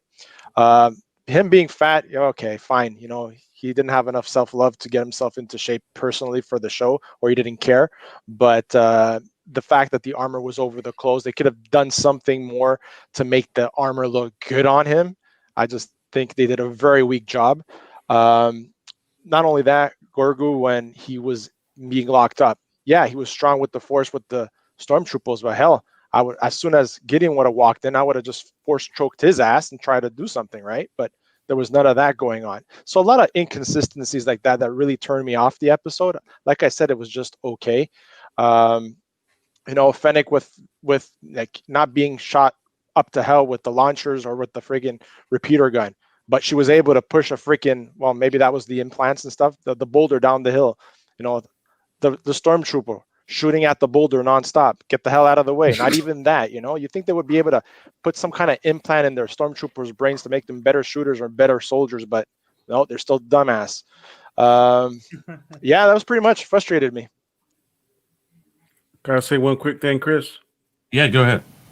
If you get on monk robes and you try to put some armor on it, none of us is going to look good. Now, next episode, if he has them same monk robes on and that armor, then I think that's a good argument. So I'm assuming that he's going to get a uniform that's going to be more body fitting and put armor on. I'm just saying, right? The robe. He took off the robe. He took off the robe when he put on the armor. All right. But he still had the underclothes the on. skirt. Yeah. What if they could have made it look better? Guilt. What if he's naked underneath that robe and that armor is rubbing against his body? Like, Stop. Mando let it all hang out. I also think, if I could just comment, I think Gideon, I think that was planned. Like, he knew that Baby Yoda was going to wipe himself out, so he came in at the right time. When he walks in, he says, "The one thing we know about you is, what you tire out from your use of the Force." And they actually had him for a while because they were experimenting on him. So I think he knew that. I think he came in after he had sent the stormtroopers in to kind of wear him out. I think it was a strategic move. Yeah, that's possible. That's okay, positive. Go ahead. Okay, yeah, the Dark Troopers, that basically reminded me of the Sentinels from X-Men kind of scene to me. Yep. It straight up was a pretty much copy of that almost. That they just kind of landed. One of them moved and grabbed Grogu, and then they just lifted off, and conveniently, obviously, Mandalorians without his jetpack, so he can't rocket up after him. I mean, yeah, that was dumb. And then the other thing was the Slave One was real close to that ship. Why didn't they open fire on the damn Slave One too? Are they that dumb? That's a good point. Very good point. Yeah. Why didn't they just blow Boba out of the sky? They're just going to let him cruise real close to the ship and then go back down? That didn't make any sense. Unless Boba's a plant working for Gideon. Unless Well, hey, remember, he followed the Falcon to Cloud City. He's got a signal jammer. Okay. I was curious, too, that they didn't shoot at him at all. Yeah. It's unusual. Yeah. And they didn't shoot at his ship at all. So yeah, I thought that was very inconsistent. That a ship could get that close and nothing happens. So so another kind of error basically. And then the whole Indiana Jones rock rolling thing was stupid. That was just beyond dumb. I mean, what's next? You're going to have, a bunch of bears on a planet, cut some logs and it goes to at or something. I don't know. But anyway. Hey, don't talk bad about the murder bears now. Murder bears. Talk about the murder bears. But, I mean, no, there's a lot. This episode to me was almost complete nonsense. Just all the and yeah, who's to say that Darksider didn't receive Grogu's transmission? Huh? Yeah, I saw that. Yeah, I've thought that too. So just because she says put him on there and a Jedi, well, yeah, there's Jedi around, but who's to say there ain't some Darksiders around too? That's a fair point. Great point. And then, another thing was, the episode, was super short to me. So everything was like rush, get him captured, get Grogu captured, get him to Mount Gideon, have him wear him out, and then he can just walk in there fancy dancy and say, you get tired a lot. Okay. All right. Next up is Elihu. Elihu, who, please go. Tell us what you did not like. I'm surprised no one has mentioned the fact that every single stormtrooper has a blaster, but yet they have to rush at Boba Fett. Come on, just stop and shoot, or try to shoot. Hello. I think I mentioned they were idiots, so I think that classifies. Okay, I know they're idiots, but still, I'm like, come on. I saw this. I'm like, okay, that's a strike off right there. Yeah, that was. Yeah. I mean, of course. Every single time there's a fight or an action scene going on, Grogu gets a babysitter. This time his babysitter was a stone. I'm like, what the hell? Yeah. Okay, action's going on. I'm thinking to myself, okay, what's the kid gonna do? Who's gonna watch the kid now? Oh, the stone, force field. Okay, it's protected, just like the babysitter. Got it. They got it covered. Okay, cool. Well, people were bitching last season because he was always there. Now you're bitching because he's not. Amen, Shellback. Amen. Yeah, I was about to say the same thing. And also, I mean, if anything, it's not. Wait. Can I say something? I'm going to pause your time. Think about it. That's actually the best. That's the best excuse they've had so far for why he wasn't. I have to agree with you, Chris. But yeah, it's. I mean, there was a purpose for why he was there. Exactly. On that. I mean, that was the whole point of the episode, was to get him to that stone. Yeah. So I don't think.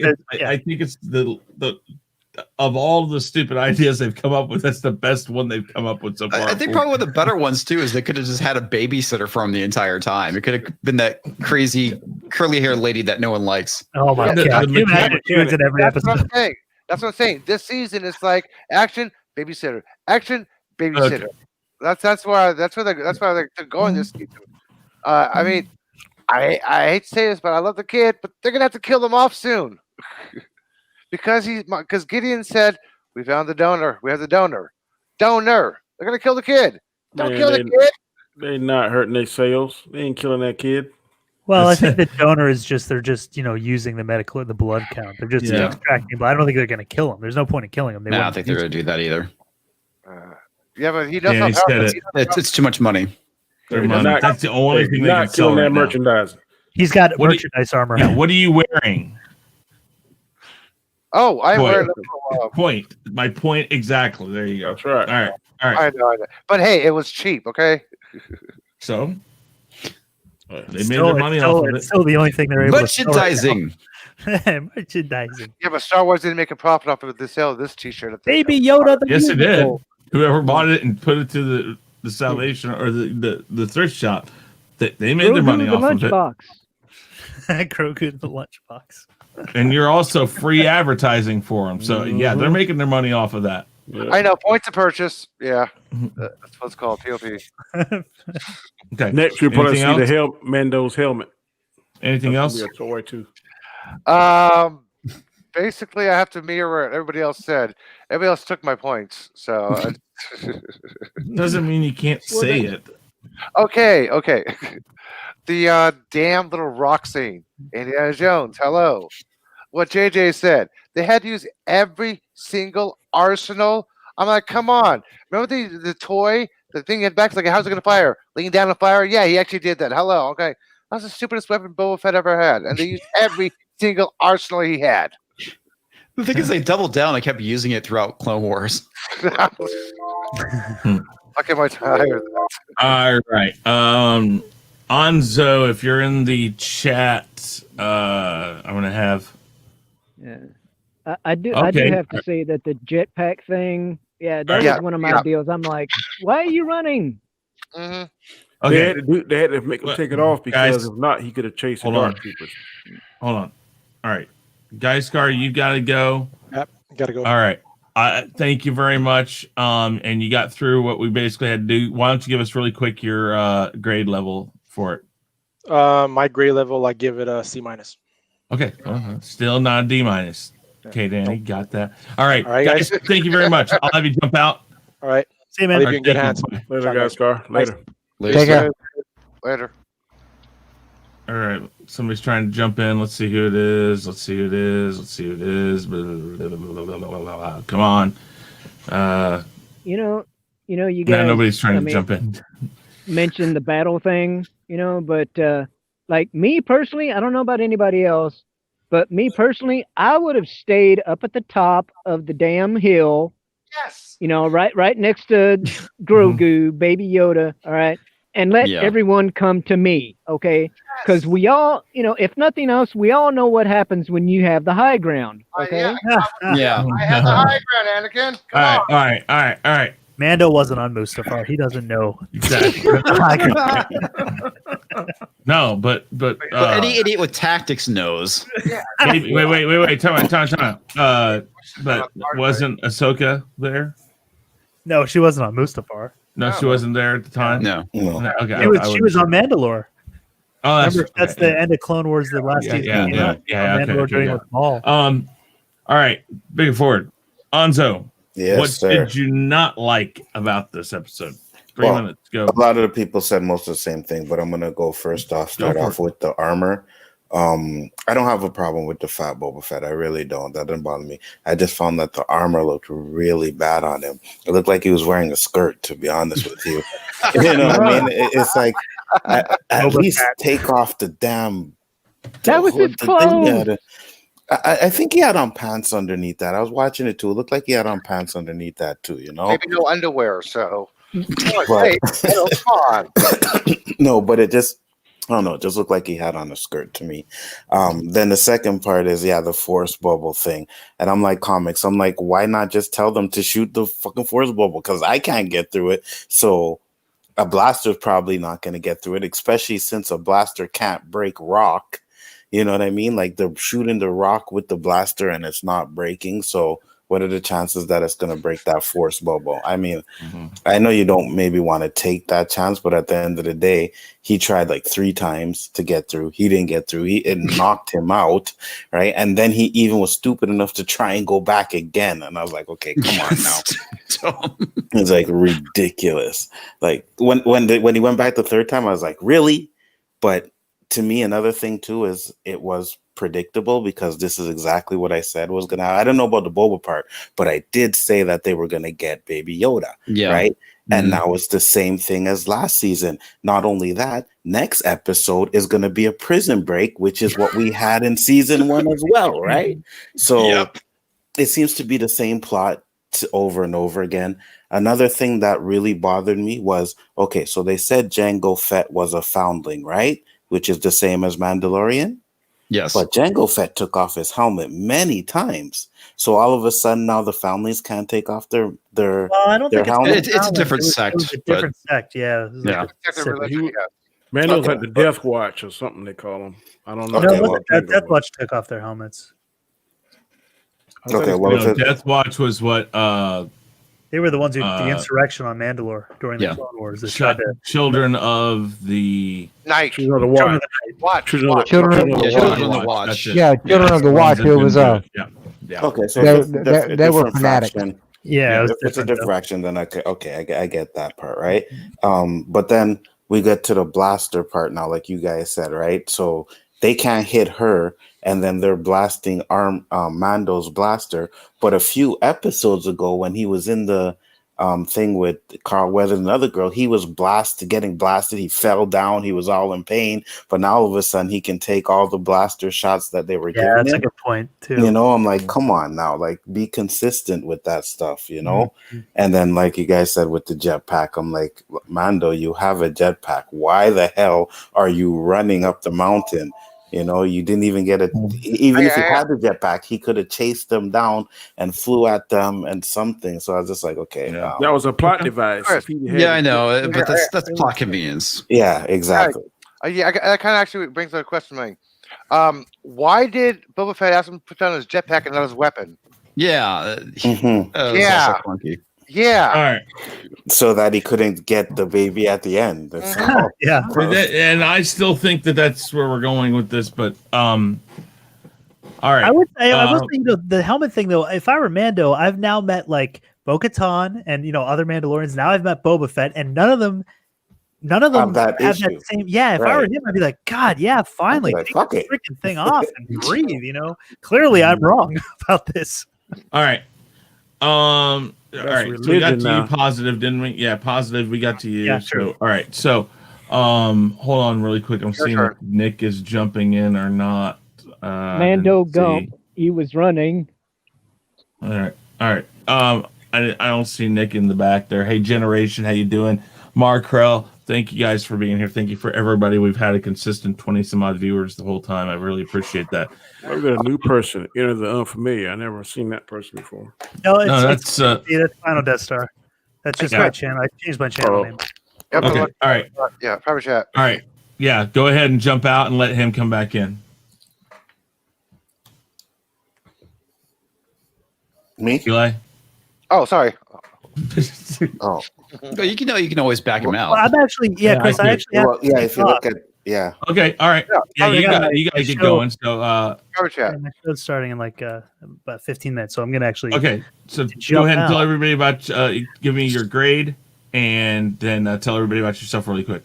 Okay, so I would say I'd say this is a B+ for me, because I liked. There was a lot about it I liked. It was short, but it was fast paced enough where I didn't really mind. I don't know if they added much more to this. I don't know what they would do. It seemed like it would drag a little bit. I just don't know what else they would add to the episode that would maybe more with Gideon would be anything. Because I thought you could have like Mando and Boba Fett chasing each other around the rock, kind of like a Kirk versus the Gorn. That might have done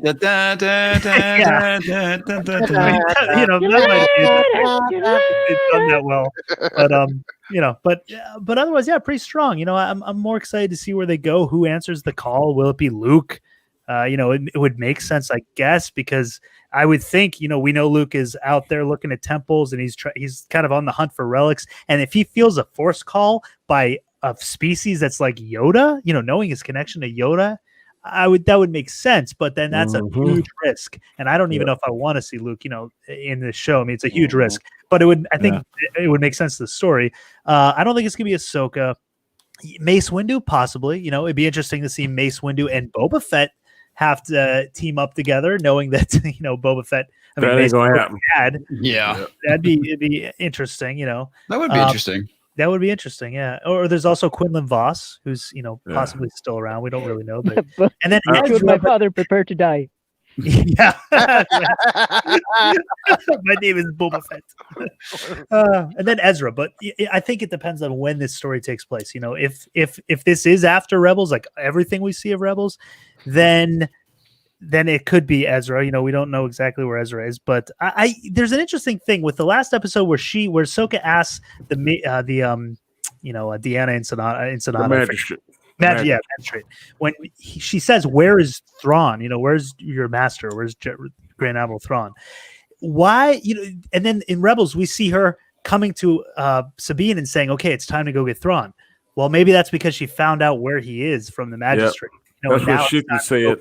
Yeah, so I mean, it's possible that this does take place before that last scene in Rebels, which means Ezra can't be in this because he would be with Thrawn. So I don't know, a lot of questions, but I'm excited. I'm more interested now than I have been so far this season. I think the last few weeks, my interest has peaked little by little as kind of as each of these classic characters comes into the fray. But not really on Mando himself. But I think you're right on that, Final. I think she knows where Thrawn is at now, and now she's going to get Sabine to hunt for to go get.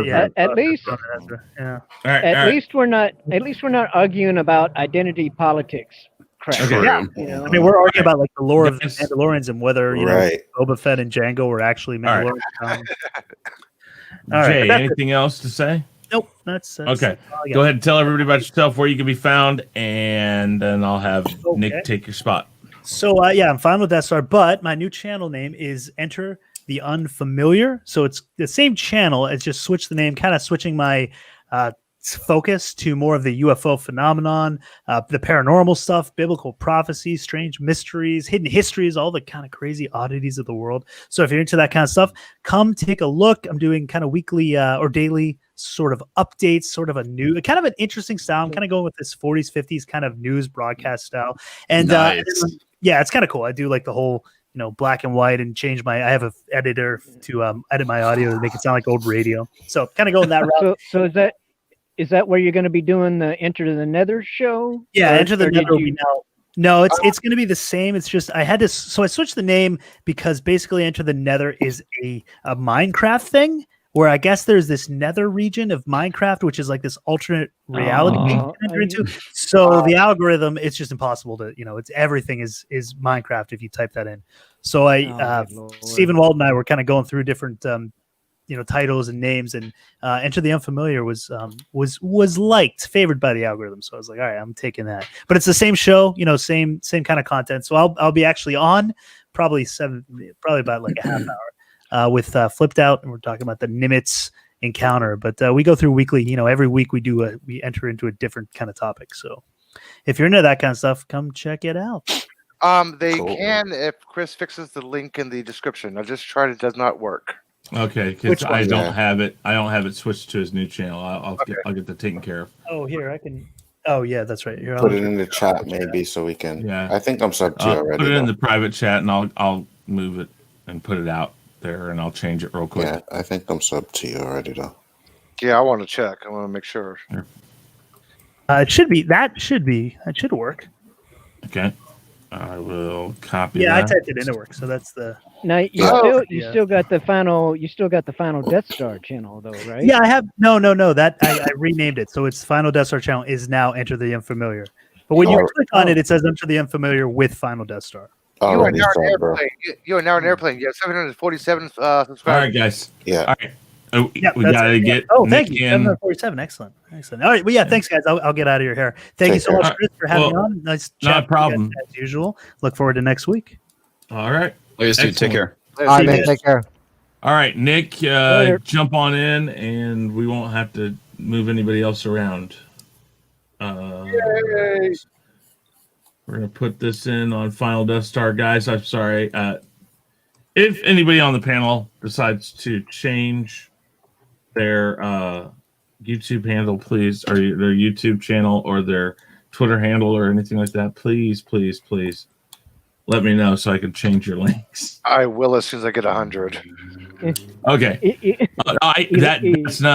That doesn't take much because even with 100, I can use the old one and it'll still go to your thing. It's when you change your channel name and you had a vanity title that it does that. So, gotcha. All right, really quick here, Nick. Tell everybody what you did not like about this episode. All right, so I had some criticisms. Fennec's, her not death, seemed a little too convenient in my opinion. I know, what the hell? So I'll say that. All right, let me talk.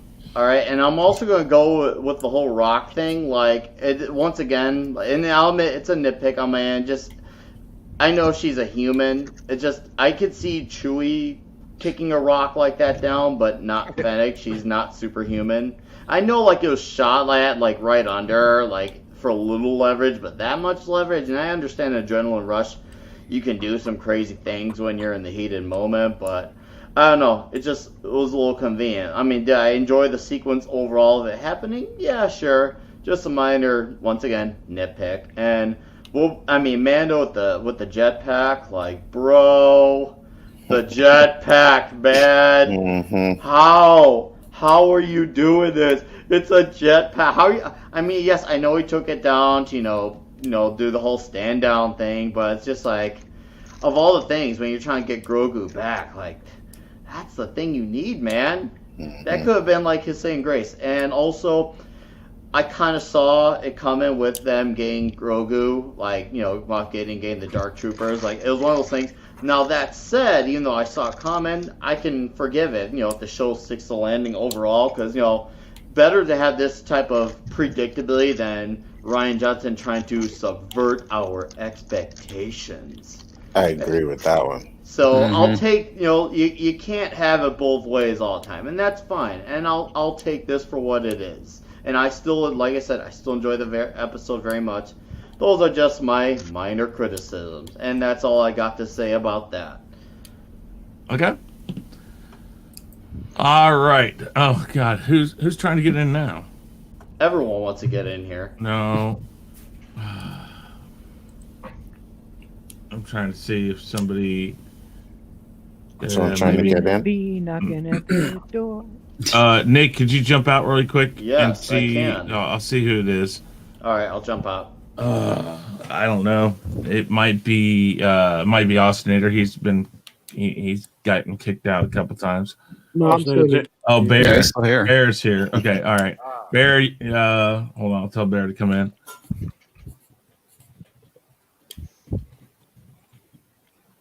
All right. We'll wait for Bear, and we'll let him get through all of his stuff first, and then I'll tell you what I didn't like about it. We'll get there eventually. Someday. Nothing like What? craziness. Hey, Chris. Yeah. You see how well mannered your panel is? Mm-hmm. All right, let's recreate that Saturdays. What? That's all I'm gonna say. That's all I'm gonna say. I am trying to be well. Well, people would respect my opinion and not jump my ass about stuff. I can be very respectful about it. Come on, Bear. All the news. Well, I mean, all right, here we go. Here's Bear. Okay. Hey, All right, Bear. There you are. Let's move everybody around. Move everybody around. Hey, Chris. All right, Bear. Do me a favor. Just tell everybody about yourself really quick, and then just go in. Let us know what you thought overall of the episode. Give us what you liked and what you did not like, since that's where we're at right now. Well, I'm Bear, also known as Ghost Bear, and you can find me at BearBear Nerd Fun. Well, what I thought about this episode. Well, you know that jingle in the first episode? Well, it turns out that was Boba Fett that walked up, and Shan's character.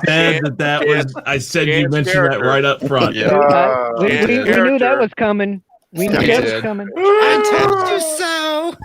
I'm leading into this now. Now let me finish. Still never heard the spurs, but you're definitely right. Shan's character was saved by Boba Fett. We found out in this episode. Some pretty fancy spine and some midriff robotics going on, and I was pretty pleased with this episode. I would probably give it maybe a B-, and I liked the way Boba Fett showed up. I liked the way his character was played out. I liked Shan's character. It seemed like a bossy moment between Shan and Boba Fett, but it seems like they've established that relationship where they finish each other's thoughts. So that's really not a big deal for me, because no one really bosses Boba Fett around, you know. But all in all, there's not too much that I really dislike about this episode. What do you think about the Dark Troopers? I'm a little baffled by those guys. Okay. Baffled in which way? I've never heard of the robotic ones. I always thought they were biological. Yeah, it's because it's an obscure reference to Dark Forces. Cyborgs are no big deal in Star Wars. I mean, look at Grievous. But is there anything you didn't like about the episode? There's one thing, and it Boba Fett's reasoning kind of makes sense, but the Mando setting his rocket pack down and leaving it behind and forgetting it, I think that was a small lapse in the writing. You should have picked that damn rocket pack up when shit started hitting the fan. I thought. Absolutely. If he would have had his rocket pack, he would have caught the death. Exactly. Not necessarily though. They could have done a better job than that. That's plot convenience. Yeah. Okay. All right. I think that's really my only small little gripe about that. Yeah. I think they meant to write it just like that. All right. So, what did I not like about it? Well, first off, let me do this. I'm going to show this. So when I saw the Dark Troopers, I was like, wait a minute. Did they is it, I think I found the first generation of the Dark Troopers actually, from phase archival. No, from phase 1, the archival footage, which actually premiered in Judge Dredd. You can share a screen, but you can't share mine. Because I'm the one that shares it. Stop. I know. Host privilege. Yeah. So granted. I saw that. You look like that robot off of Real Steel. That's what it looked like. That too. Yeah. Oh, it's like, okay. That actually, I think, is the actual design for the Phase 1 Dark Troopers. I don't know. I mean, they weren't horrible, but it was just they were so anticlimactic. I mean, he goes up there and he says, "Release the Dark Trooper," and then all they do is fly down, grab the damn thing, and fly back up. It's like, really? Is that all you're going to do with the? I understand. We'll see him again. I know we will. That's fine. That's not the point. The point is this is their big reveal. Keyword. Hey, big. efficiency, man. Efficiency. Okay. Stop. Trying to get through this because we've had a lot of people in and out. I'm trying to get through this so we don't keep people here for 4 hours. Cylons. I just think that it's that whole. They missed the moment. They had a moment there and they missed it.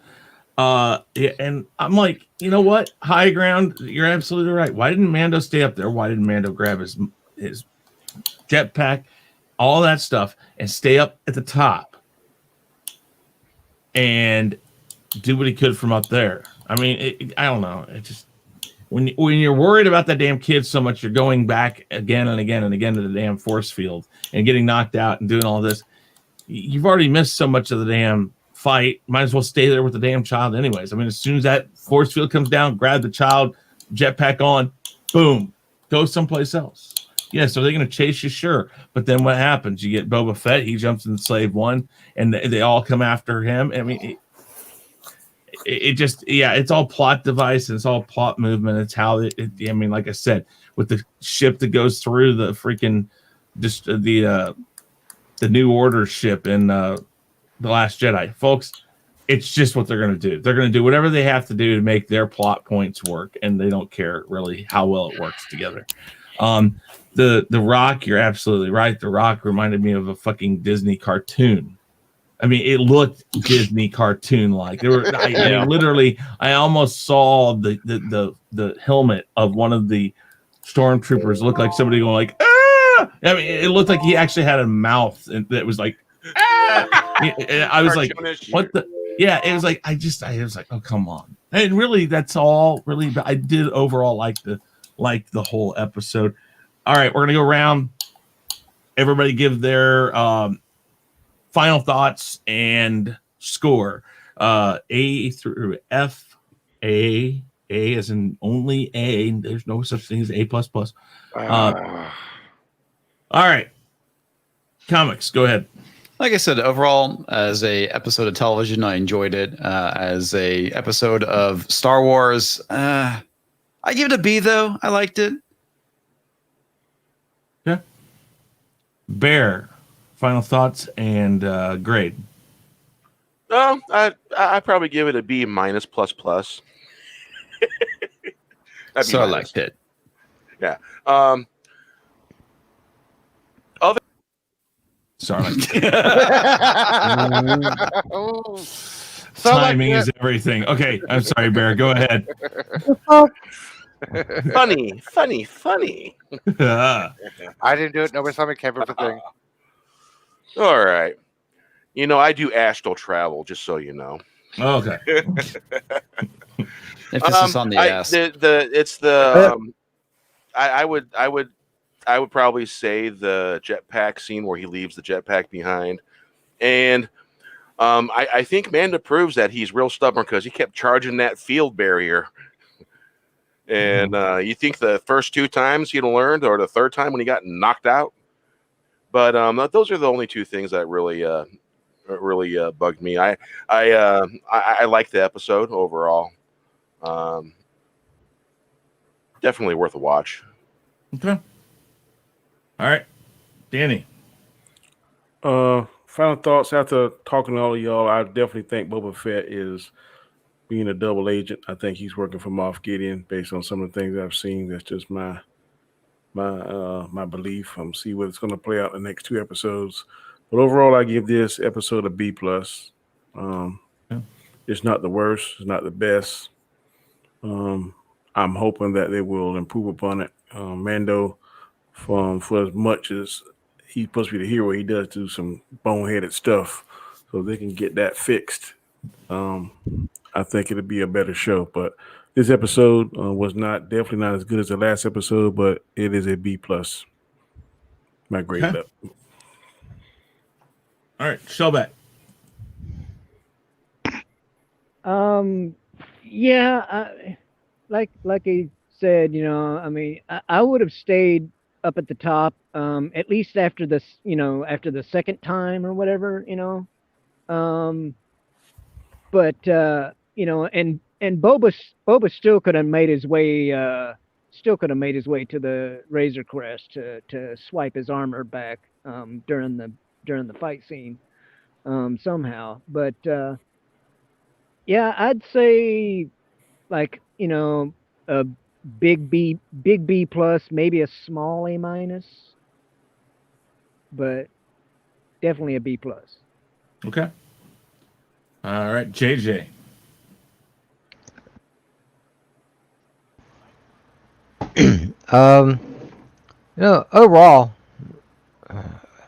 Overall, I like the episode. 98% of it. I'd give it an A if it wasn't for those damn Dark Troopers. Sorry, they just did not make no. I can let everything else go, even the jetpack thing. I can let that go. To me, the Dark Troopers ruined it. So I give it a strong B. Okay. Good deal. Austinator.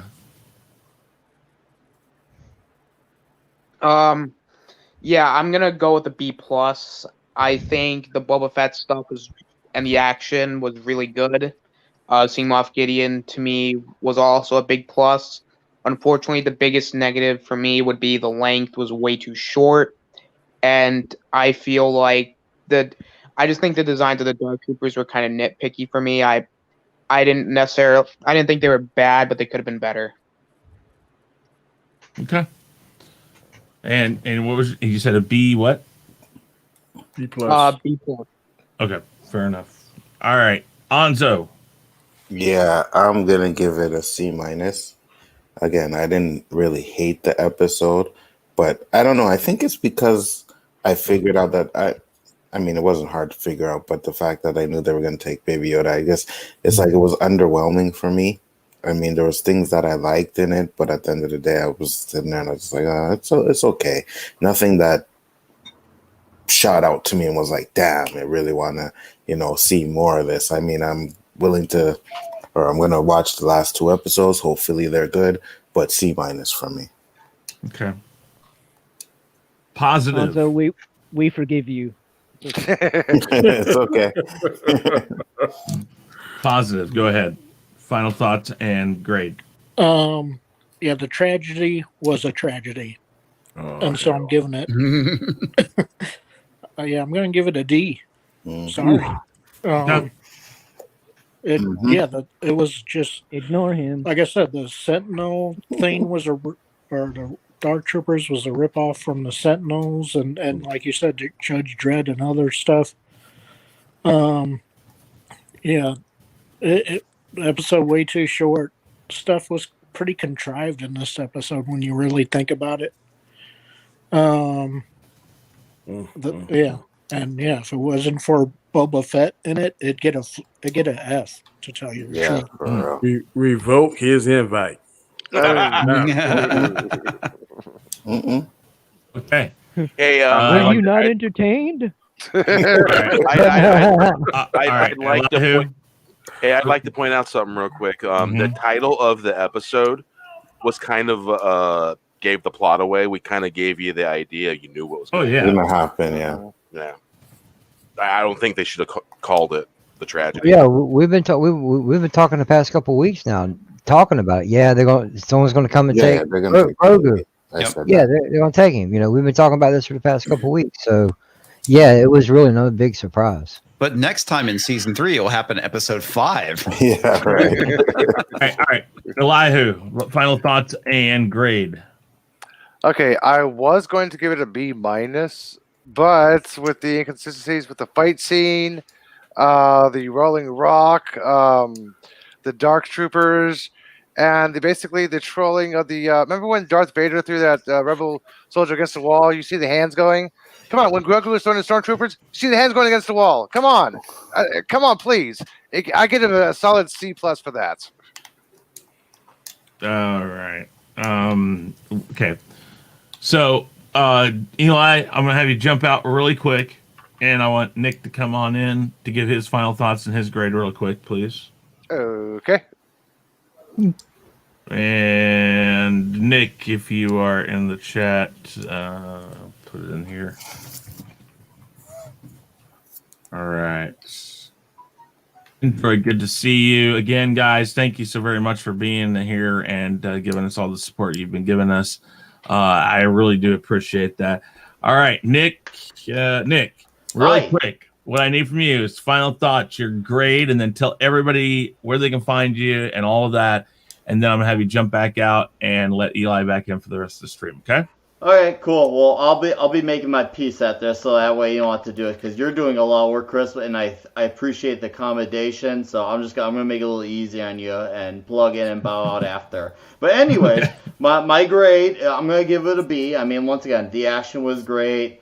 Boba Fett, of course, was awesome. As I mentioned earlier, some way too convenient things, and then some predictability. But like I said, it could be made up for in good execution later on. So I'm gonna, let it go a little bit. But yeah, I'm gonna go with a B. So that's my grade for the episode, and it was solid Star Wars. Not the best Star Wars, but it's not gonna always be the best Star Wars.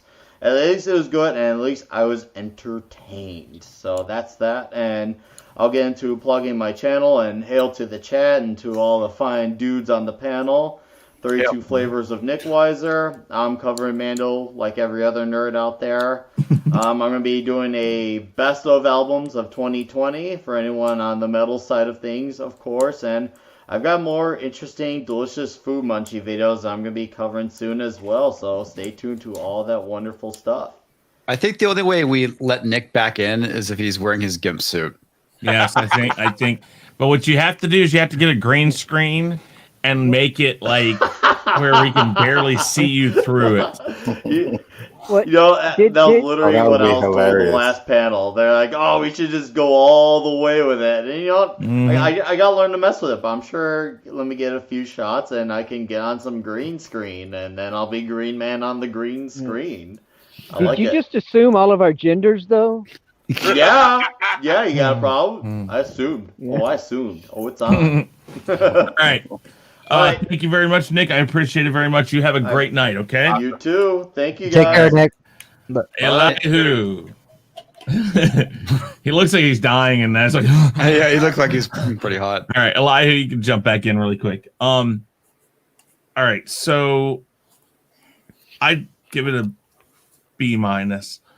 I can look past a lot of the stuff that was done shoddily here. I'm going to give them a pass and think that they're going to show us more of what the Dark Troopers can do in a later time. And they just wanted to keep it very ominous. Here they come. They're just coming for one purpose. I mean, I can see that. You're not going to screw around. Nobody was up there really to do anything to them anyways. So they dropped down. They went up. I mean, okay, fine.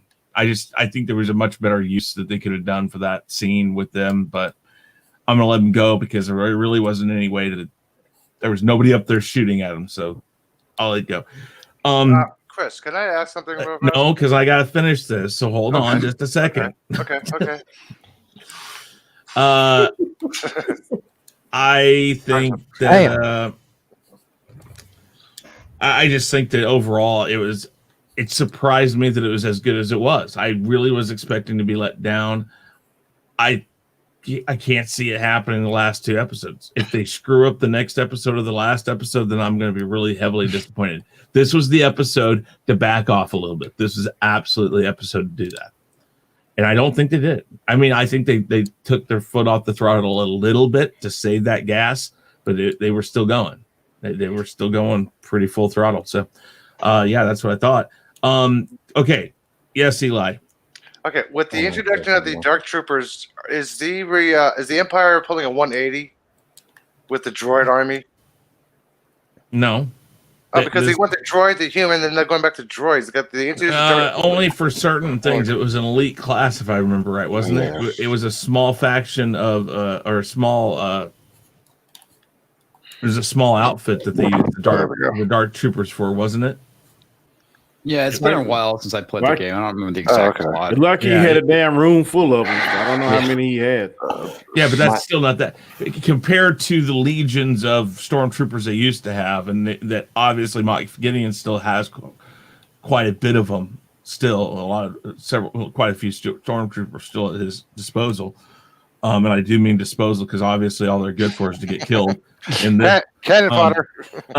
But I think they're just small. They're like his elite of the elite, which is funny because now the stormtroopers aren't even elite anymore. So I don't know. No, that's not so annoying about it. My only issue is the next episode. Is it going to be like a full episode of a prison break? You know what I mean? Is that what's going to happen next episode, or is it? I think we're going to. I don't think we're going to see a prison break. That's my prediction. Think next episode he's going to be gathering his people. So you like think the Magnificent Seven? You think he's already going to have the guy out of prison by then? I think she's getting him out. She's going to find something where he gets transferred there. But she has the right to still imprison him. I hope so, because at the end of the episode, he says he has to break him out of prison. So, hey, Dan, did you say they're going to have a? Yeah, I know you're talking about. Yeah. Hey, Danny, did you say they're going to have a Magnificent Seven moment? Yep, exactly. You know what? I can agree with that sentiment. Yeah. Because Yeah, let's talk about Baby Grogu. I don't think they're going to have a prison break for him this season. I think it's going to be. Yeah, I think it's going to be about him putting his team together, which he should have done season 1.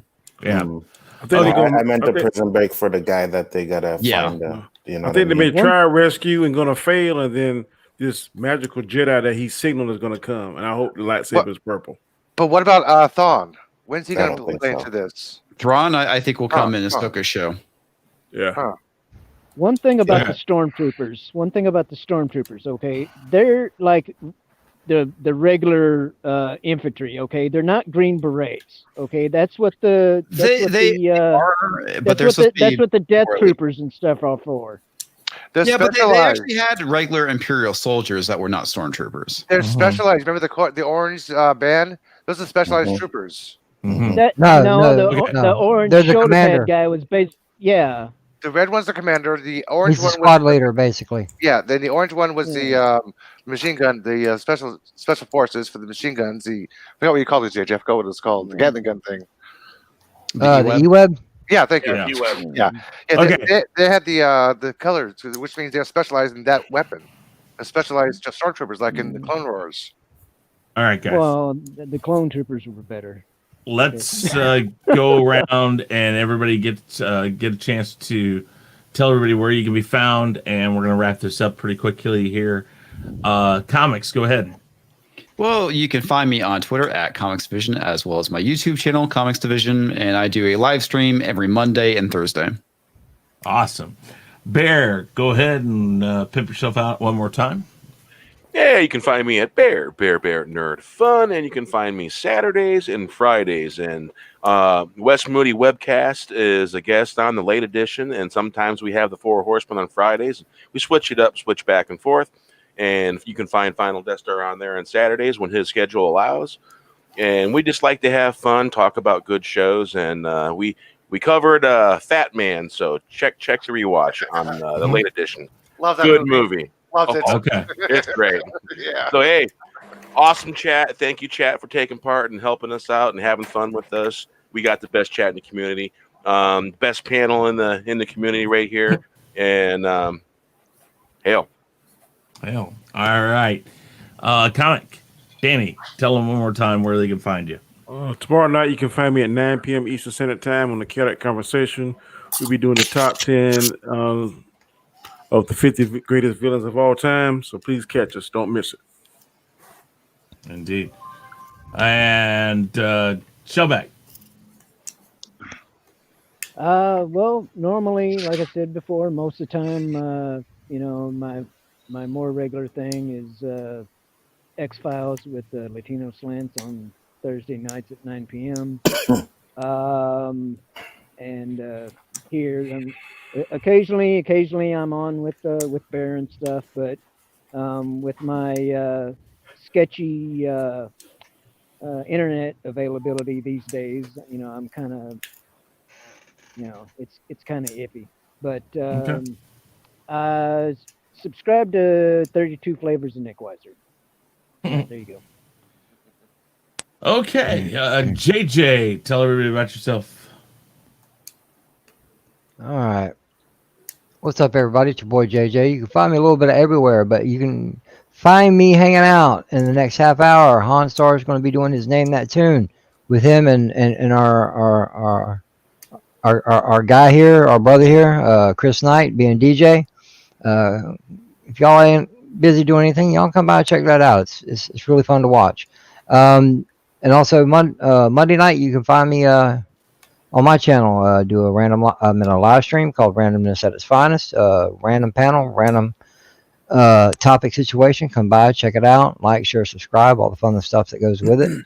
You can find me Tuesday nights over on Onzo's channel, Bigger Ford Entertainment, for the KHAOS list with Onzo and Danny Graham and Chris Knight and Elihu Who and LDG Pixels, talking about whatever Onzo wants to throw at us that night.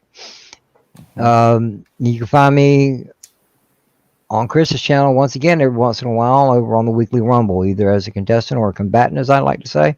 And sometimes I like to change it up and I'll come in as a wild card to give the contestants a little run for their money. And you can find me on Twitter at SithLord3827. I'm gonna throw this out here right now.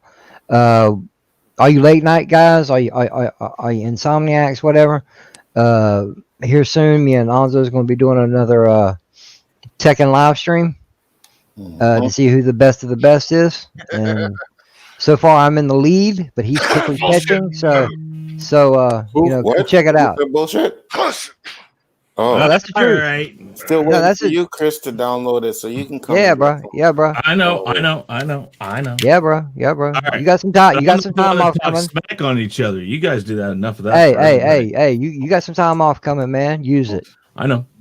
We'll talk about that.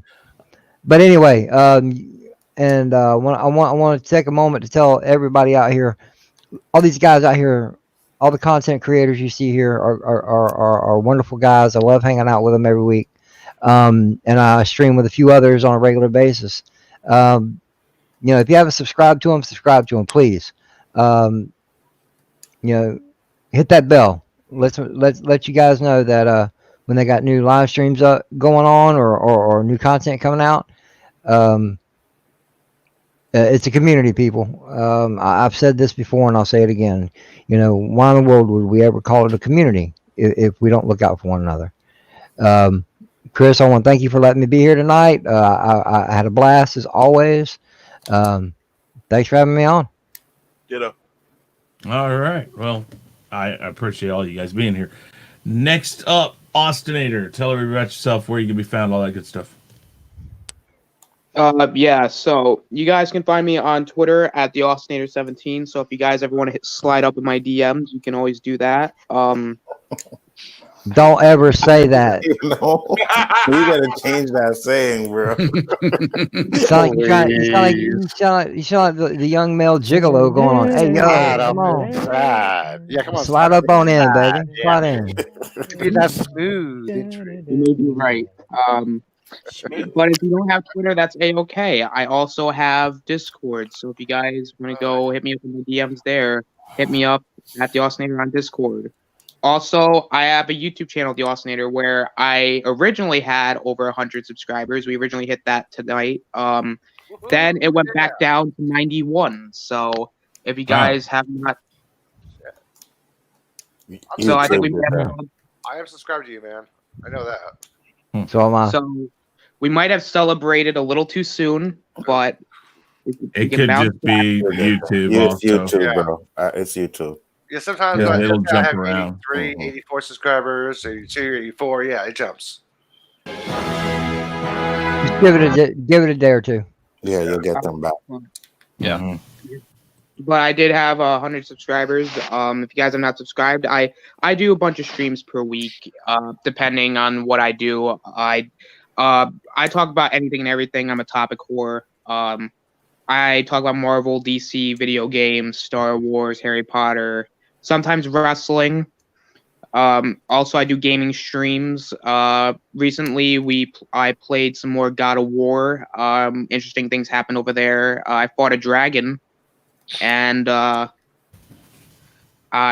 interesting plot. And got your ass kicked in Mortal Kombat. Worse than pickles. Worse than pickles. No, worse than pickles and vanilla ice cream.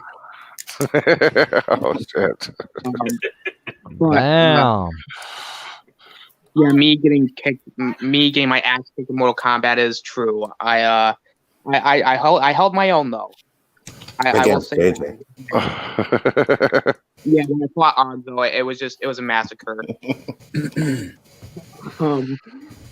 But also on Sundays, you can find me here on Chris's channel. So either as part of the weekly wrap up or the Mandalorian Roundtable, and you could also find me sometimes on the weekly Rumble. And on Mondays, you can sometimes find me on JJ's channel, where I'm sometimes part of Randomness at its finest, and I'm on basically everybody else's channels. And just subscribe to everybody here. You know, like JJ said, we're a community, and you know, it would be very nice for that community to grow. JJ, or Chris, everybody, thanks for having me on. Not a problem. Not a problem.